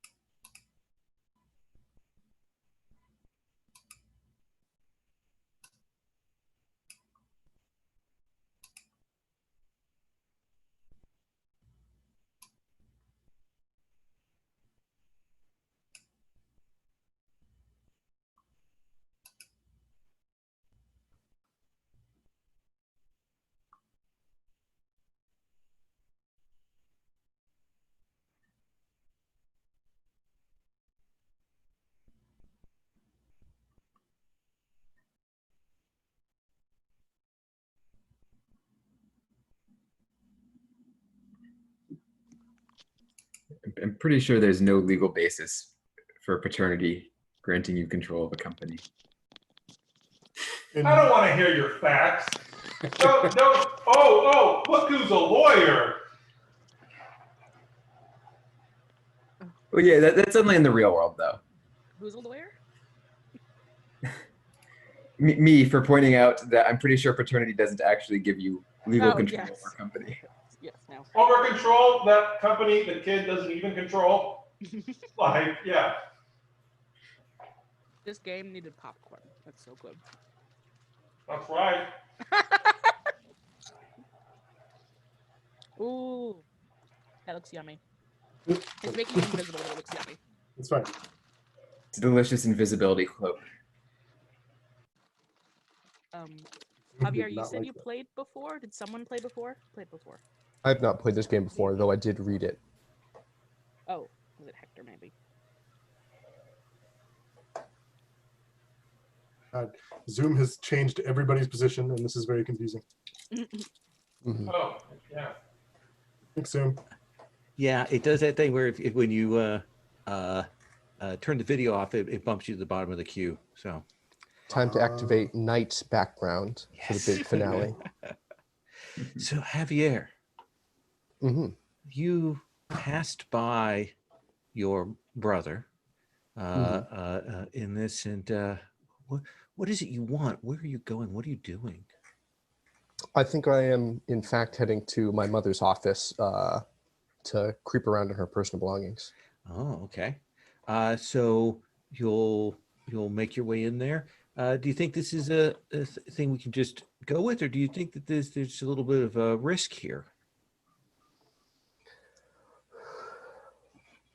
I think it's not worth having a scene if there's not risk, so I should definitely roll right. to spot something out of place.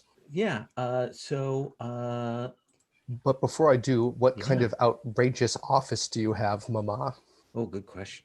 Oh, it's there's jewelry and fashion fashionable clothing items, like basically awaiting my approval, just throughout. But a lot of work clearly gets done there, but it's also very organized. Okay. I think I probably roll with a +2 because I am free from distractions and I got here by trading on my twin's reputation. Oh, absolutely. Okay, correct sided number of dice. Here we go. An 11. Nice. So you get to ask 2 questions. What's it you So want definitely, to know? what are you planning? And I have to think about what the other one is. Yeah, I've thought of what I'm planning too. Well, let's hear that, and then we'll Okay. have Javier ask the second question. What does he find and what does he learn? Right. So you find out that I was indeed sort of grooming Aurelius to take over the company, but we're actually horribly in debt, and I'm basically hoping to offload the legal troubles onto him. Oh my God. And how can I get your character to confess what really happened to my biological father? I don't even know who that is at this point, but Okay. The but- man but, traditionally understood as my father. What's his name? Jacinto? Jacinto, yeah.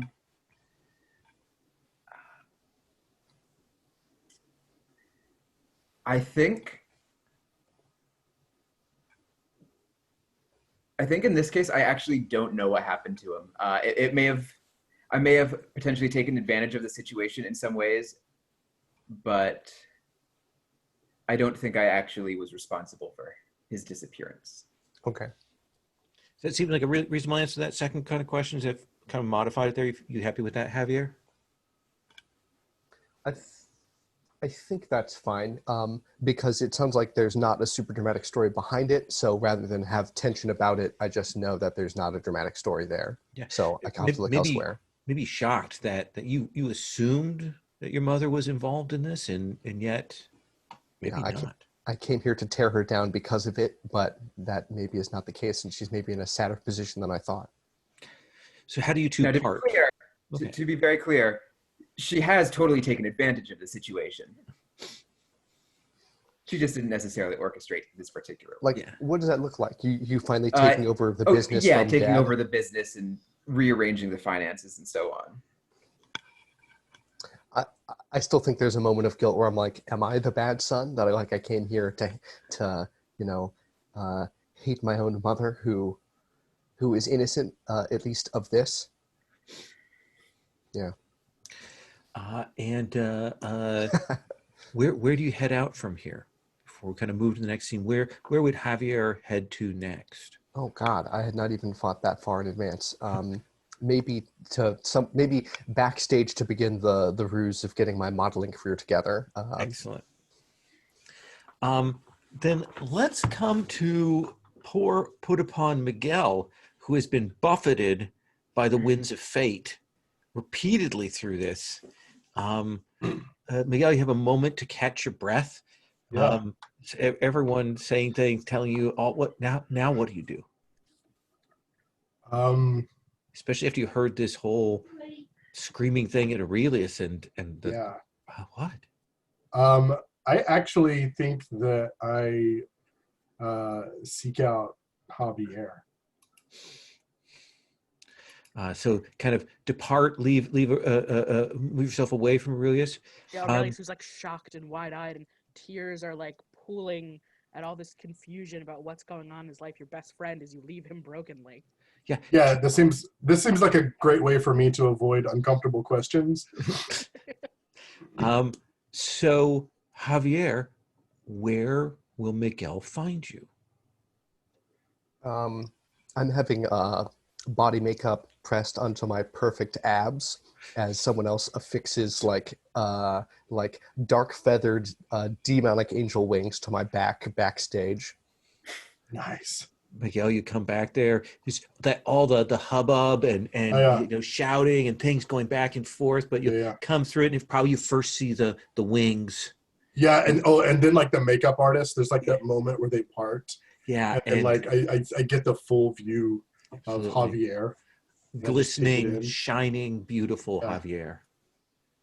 Miguel, I would embrace you, but the oils are still drying, and Andre will be terribly upset with me. Javier, we have to talk. Talk now. Private. Away, Andre, away. Give us the room. Yes. Go. So, calling back to the last time on this episode, I pull a manila envelope out of my jacket. Javier, you have to see this. And it's like identical to the one you lost earlier today. Okay. And I'm even imagining has the same information. Like, whoever's scheming, somebody sent one to you and Aurelius. This is the one that I was able to intercept. What? This says you're the eldest son. Do you know what that means? It's all yours. We can have it all. Oh my God. I can't believe it. I misplaced it. That has to be the same envelope that I lost. Yes, I'm the eldest son, and therefore, according to the laws of primogeniture in this land, eligible to take over all the business. But that's not all. What? Hector claims to be your father. My biological father? Yeah. We definitely say biological at the same time. I don't know what to think. I've discovered that my mother was not responsible for my Jacinto's disappearance, but that the fashion business is, and I lower my voice and lean closer to you, is deeply thousands of euros in debt. No. If I became in charge of this mausoleum of ruin, I gesture to a nearby aquarium with like a sunken pirate ship in it. Then I'll be king of nothing, and I will have. So maybe I don't need any wealth, and I just need someone by my side, and I'll reach out to like hold your hand. Yeah, I think I was reaching out at the same time. With you, I don't need anything when we have each other. We can leave all of this. Will you be disappointed if I skip the fashion show and we just run away? What if we use it somehow? Yes, it will be the perfect moment that all the backers and the board of directors are present. Alicia thinks that I've gotten Aurelius to do the fashion show. Thank you. Then let's make a plan, a perfect plan off screen.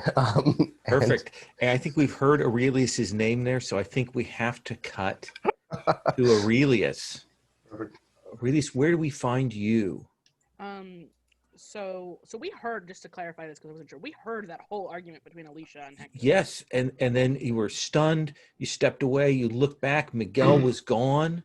Yeah, Miguel was gone, and Miguel has sort of always been his safety blanket in a sense, his best friend who he could always trust, and now he's gone, and this news and this sickness in his gut, because if this is true, then he has been having this flirtation with his own father, and not only that, his mother, his trusted ma, has been lying to him this whole time. Because if that's not true, then he has a brother, and you go through these moments of just like showing like a flashback of like of loneliness, like this of an earlier younger Aurelius, and just like all these moments where he seemed like so isolated and alone, and like there are moments where he's alone and his, like you see like this clawed, well manicured hand on his shoulder, and then there's a happier moment where he's like maybe like 8 or 9, where he's running around the halls, and that's when he meets that's when he met Miguel, and the first time he wasn't lonely anymore. And but suddenly here he is all alone, and he sees his mother there in that manicured hand, and I think he flees. He flees back into the fashion, like flees, not realizing where he's going, but he ends up in the fashion area, and someone spots him and is like, "Aurelius, what are you doing out of costume? Oh, fine, we've decided this other color would look better for you," and they they pull him aside as he's like trying to keep back tears as they take these beautiful white angelic wings. Actually, they're not white. They're gold. They're like light gold wings, and start dressing him up in the exact same outfit as Javier. But it's in this golden tint as he's like confused and trying to keep it together, because it feels like everything he has known is now fake, and his mother has abandoned him. And I think perhaps he's muttering this and professing his feelings out loud. I think that's perfect. Mm-hmm. So when you process your feelings out loud, we're going to ask each member of the audience, once you've told us this tragic tale, if they are rooting for you.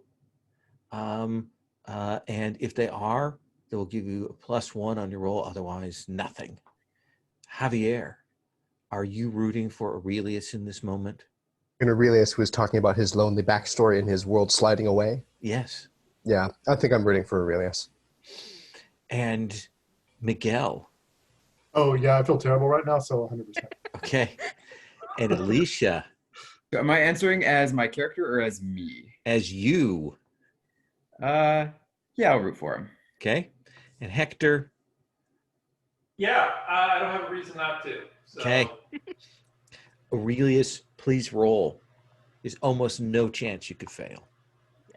So it's a D6 plus 3. Okay.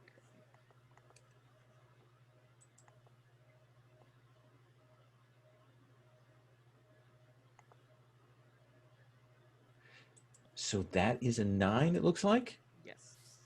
On a hit, you choose one. The audience who just boosted you can reveal a crucial event going on outside of you. We can tell you how to find love with a partner of your choosing, or we can tell you how to get someone to do something. What is it that you want, Aurelius?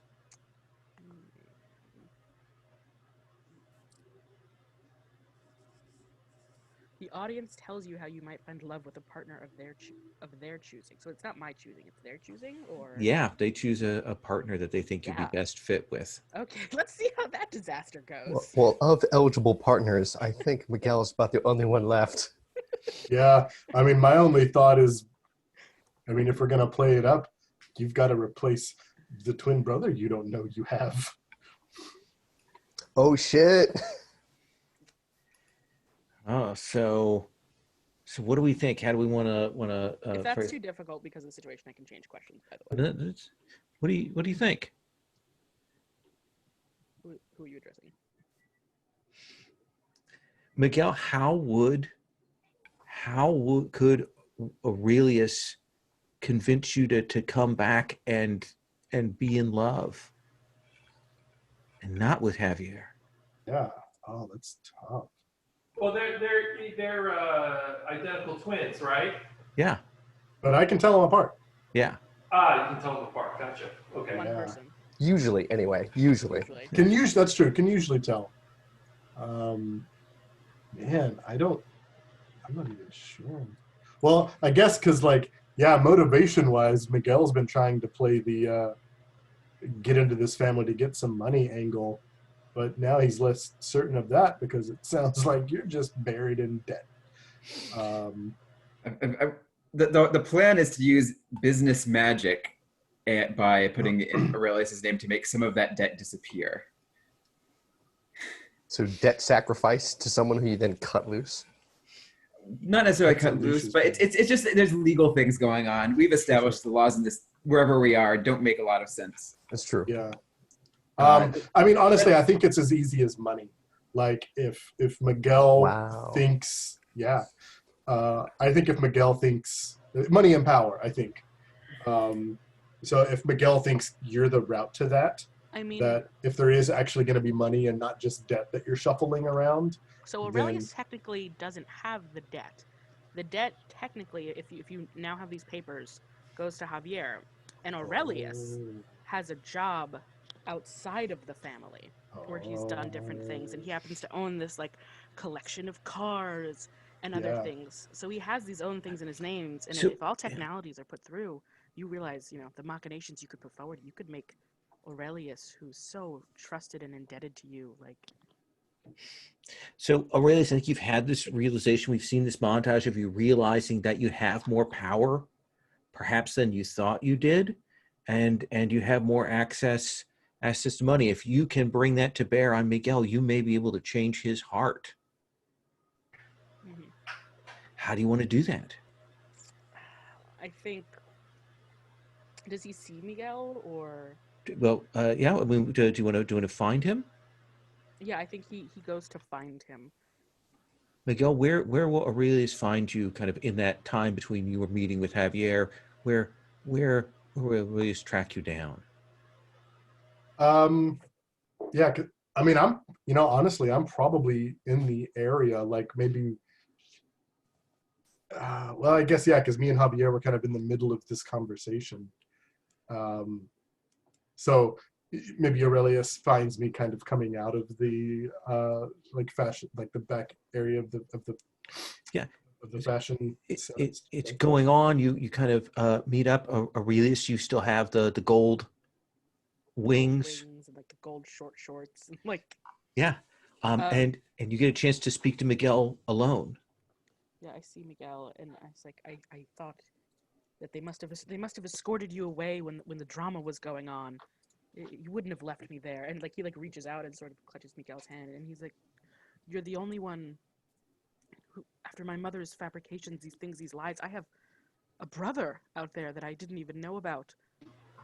But all these machinations, all these things, you're the only one, Miguel, who's ever been true to me. You were always there for me. You never cared about the status or the money or things like that. You took me into your world and showed me those things." Like it's like talking about like all this love. Yeah. I always thought maybe you're just like a friend, but maybe it's something more. You're the one who cares. Like he like takes your hand and like puts it against his chest where it's like glistening, and where his heart is. And Yeah. I think at the moment Miguel's a little too shocked to like resist in any way, because he's playing this conversation in his head, being like, "Ooh, I knew all this stuff." Aurelius, you are expressing your love passionately. Ooh, yeah. You are the center of attention. Yes. You are dressed to impress. Yes. Miguel, do you believe that Aurelius is single?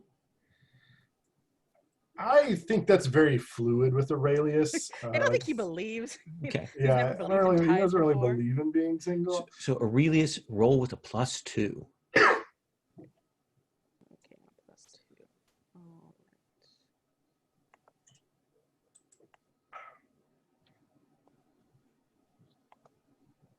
right. Oof. It's a 6. That is a 6.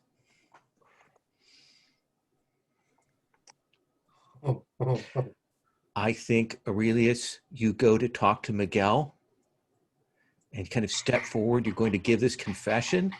And I think we see the door throw open there of the fashion show, and we see a furious man. We see Eduardo Rosas, and he looks, "Where is Aurelius? Where is he?"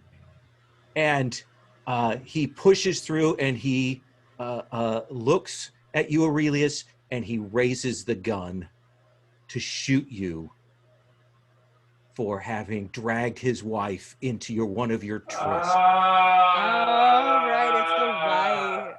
I tackle Aurelius.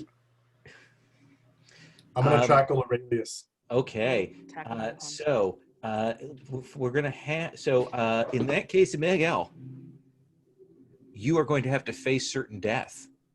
Oh, I'm going to have, okay. If I was hoping to act with desperation. I'll take that. The gun is on the table. Someone's. Okay, fair. Oh, yeah. How many conditions do you have marked, Miguel? Just one. Just one. Then roll with a +1. Do I mark conditions for failing, or no? Yes, you should mark a condition. We'll have you mark one of those. Oh, I got a 9. That wasn't low. Got a 9. So let's look at this.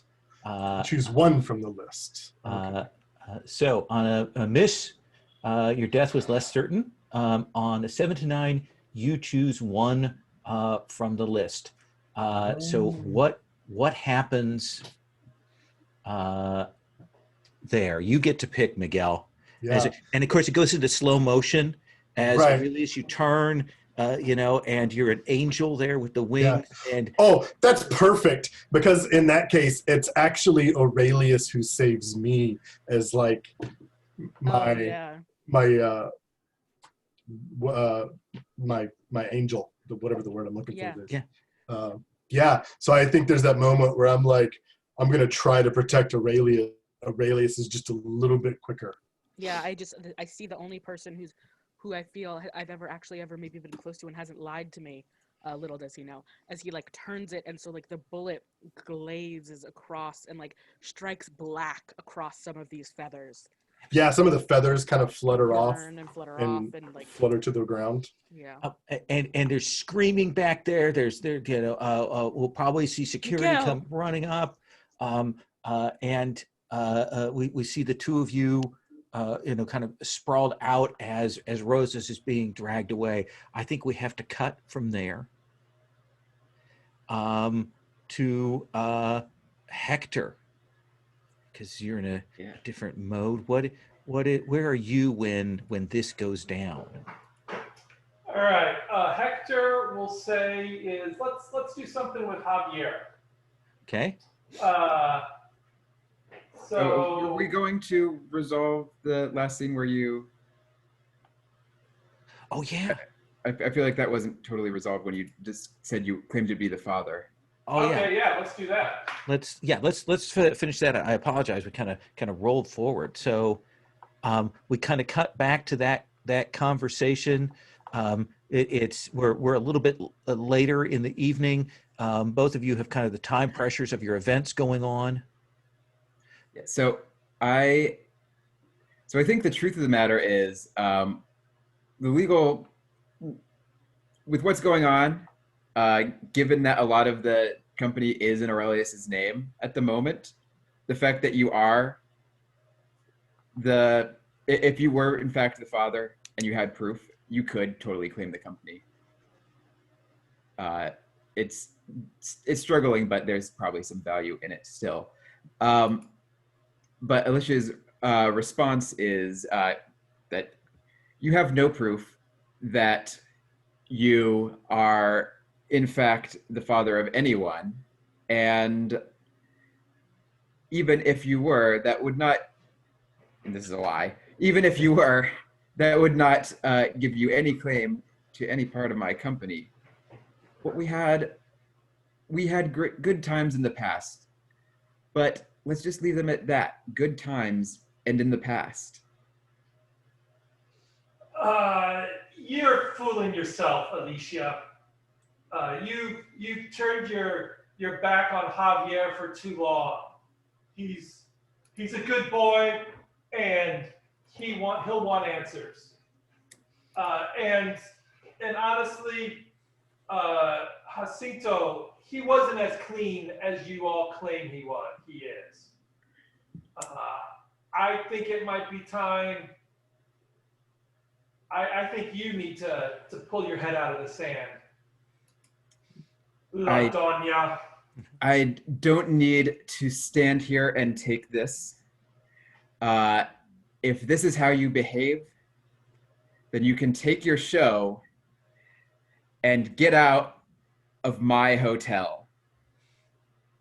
And I want to have a scheme where I seized property. Excellent. So you will activate that. What is it that you pull out to show that the hotel is yours? I think rather than pulling out like a legal document, I actually pull out like the like there's a special like deluxe suite key that is reserved for the owner of the hotel, and it's like, it's ridiculous in gold and oversized, and it has a glass floor and is directly above the Chihuly piece. It's the owner's suite. Exactly. So it sounds to me, Alicia, like you are making a demand. You're demanding what you deserve. You've pulled this proof out, and you're demanding that Hector remove himself from this. Is that his show? Right? And his show. So here's the thing: are you keeping your hands clean? I don't know. Probably not. Are you offering him something of value in return? Nah. But he does kind of love you. I think we've seen that. I think that's a fair +1, right? I'd buy that. So let's have you roll with a +1. That's a 7. That is a 7. So, Hector, you get to decide one of those things. Do you want to concede and clear a condition? Do you want to refuse and mark a condition? Or do you want to run away and Alicia will take something from you? Let's see. I think Hector's a refuse and escalate kind of guy. Okay. So what condition do you want to mark? We're gonna say this turns him on. Okay. And this is he's been outmaneuvered, and that's what he's always loved about Alicia. And so the stakes get louder. What's your response to this then, Hector? I turn the beet red that she always remembers, like when basically she knows she turned me on. Like she knows I'm mad and out of control, but then she also, I'm very transparent at this time. And let's see, what would I do to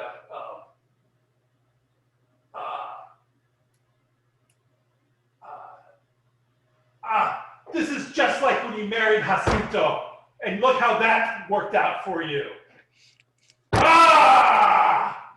Is there any chance I can crash this scene and try and get my weird, horny parents to chill out? What do you are you guys cool with that? Yeah, this is your scene after all. Hector? Let's do it. Okay. Yeah.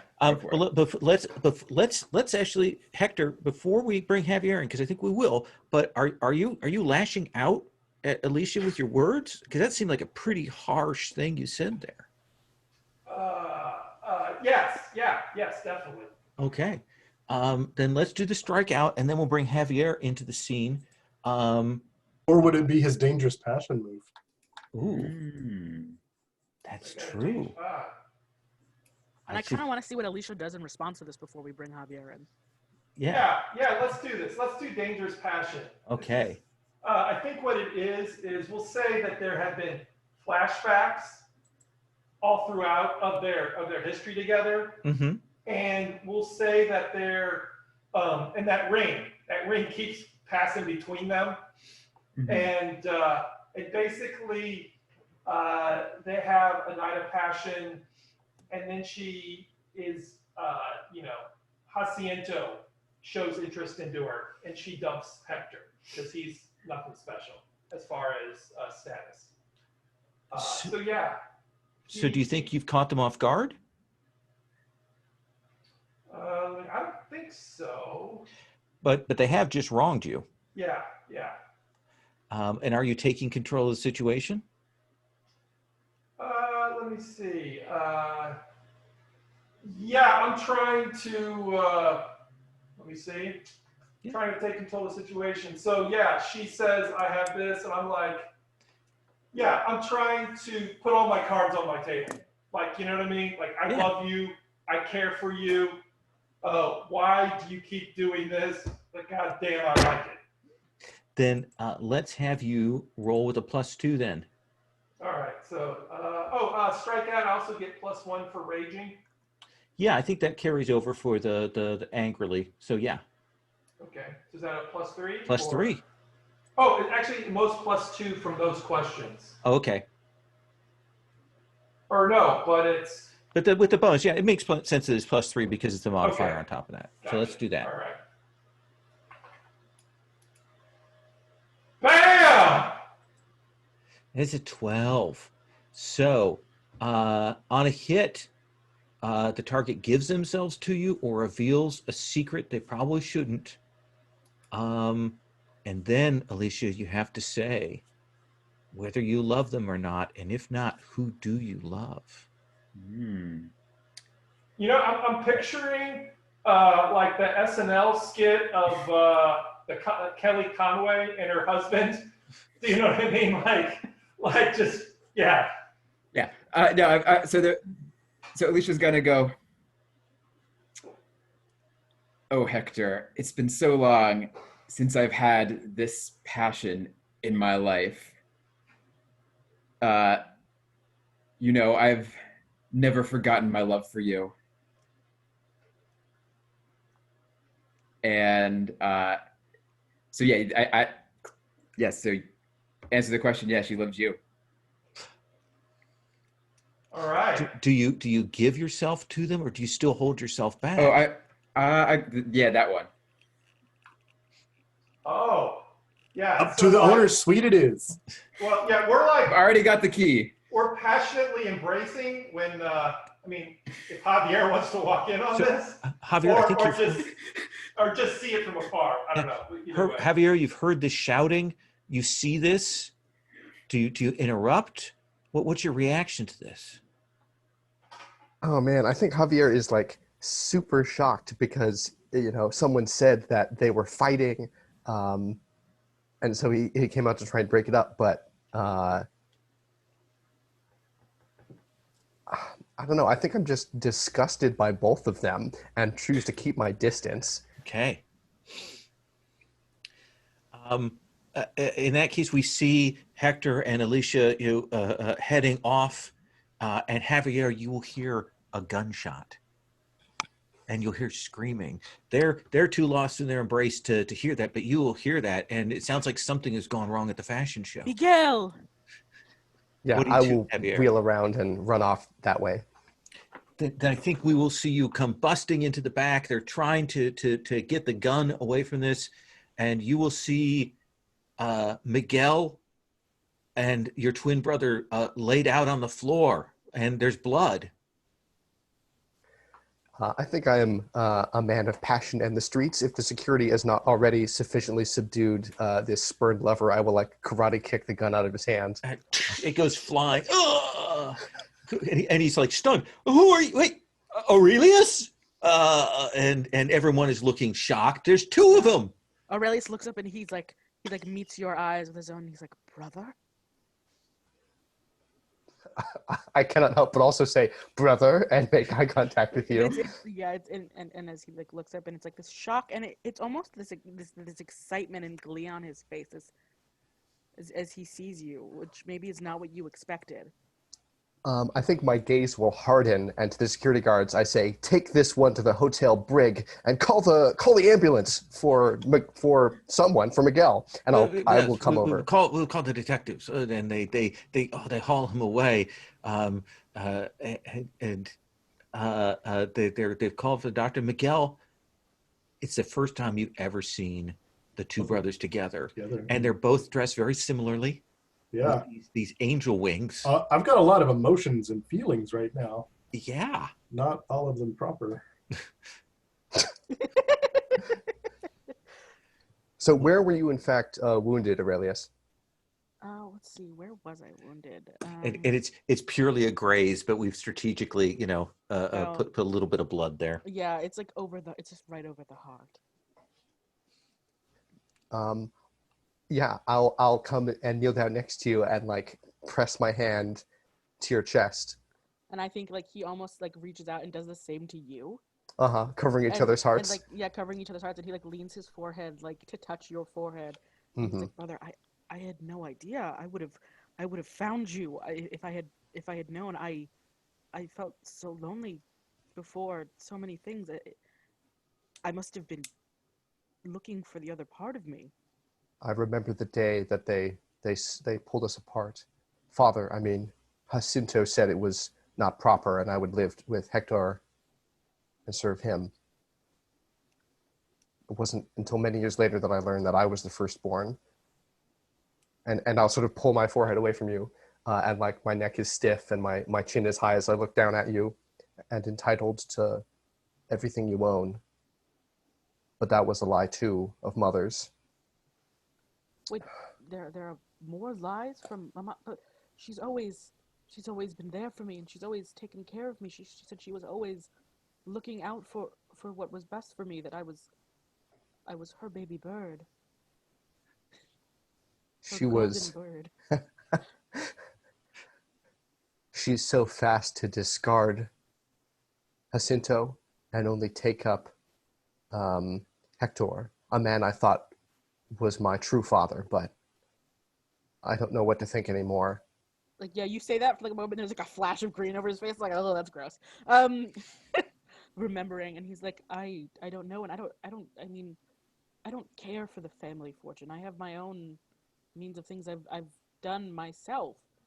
And there's like this actually like weird flashback where like he's a playboy, but he's actually done pretty well for himself. Like surprisingly, like he enjoys the nicer things, but he's actually got like a decent business going on, and like all his little ventures he's done have actually like profited decently. And he's like, I don't care for the money. That's never what I've longed for or cared about.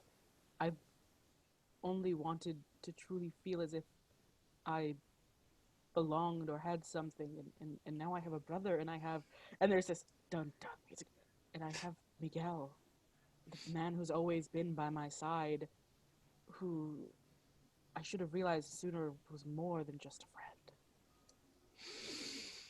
Miguel, you look and you can see the cold look suddenly on Javier's face, a realistic declaration. What's your reaction, Miguel? I think it's time to have a dramatic faint.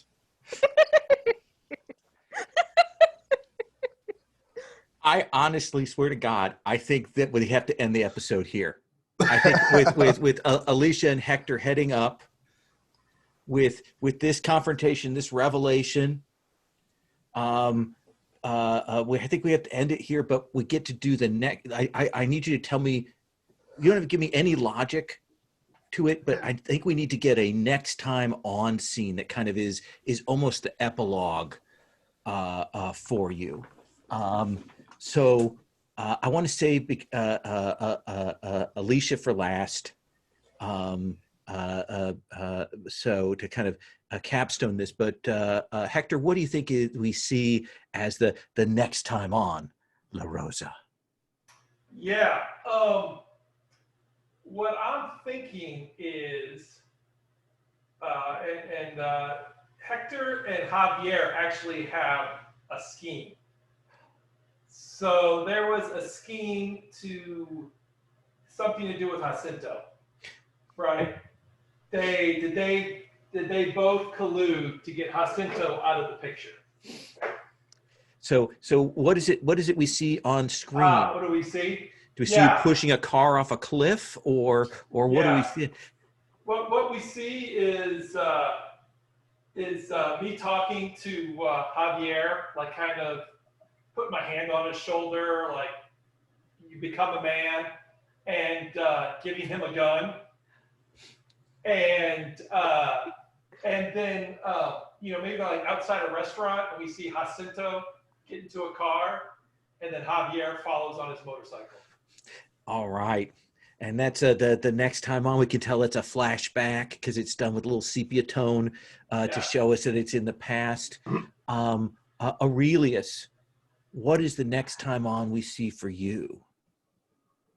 I think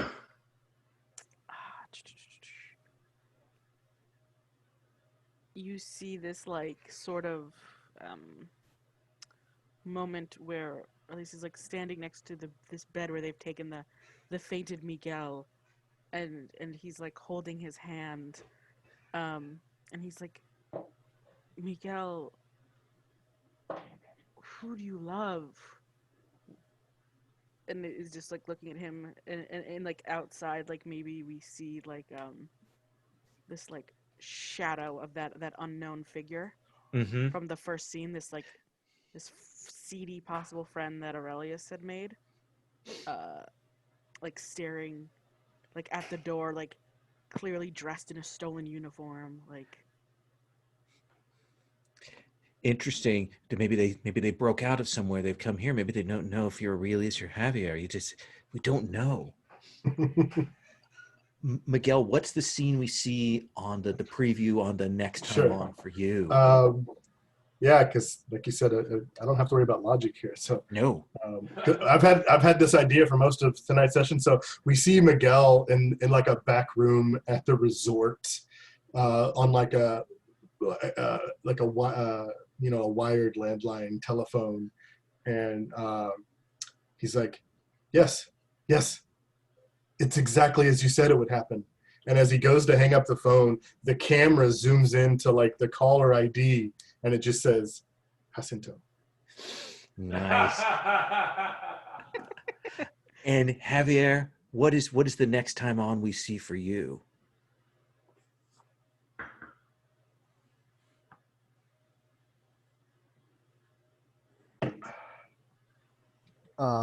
I think it is Javier and Miguel sitting at like a linen tablecloth by one of the pools at like this fancy date. But then in a sort of like snapshot of flashes, it's clear that they get jumped and a gang of hoods beats the crap out of Javier and disrupts this perfect date.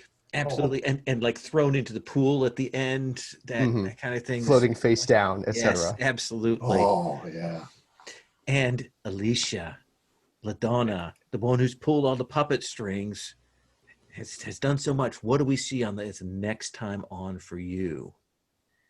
Doesn't necessarily have to make sense. So Yeah. I think Alicia is meeting with Javier, saying,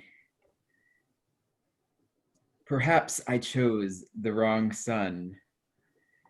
I think we can make a deal." Very nice. Nice. And that's what the next episode, that's what's going to come. And that is our session for tonight. I hope that's okay there. Thank you all That was great. Loved it. Yeah. so much. What a great game. So I'm going to stop recording here in a second, and we'll kind of, if you don't mind, we'll do a quick stars, wishes, that kind of thing. Prompt recording.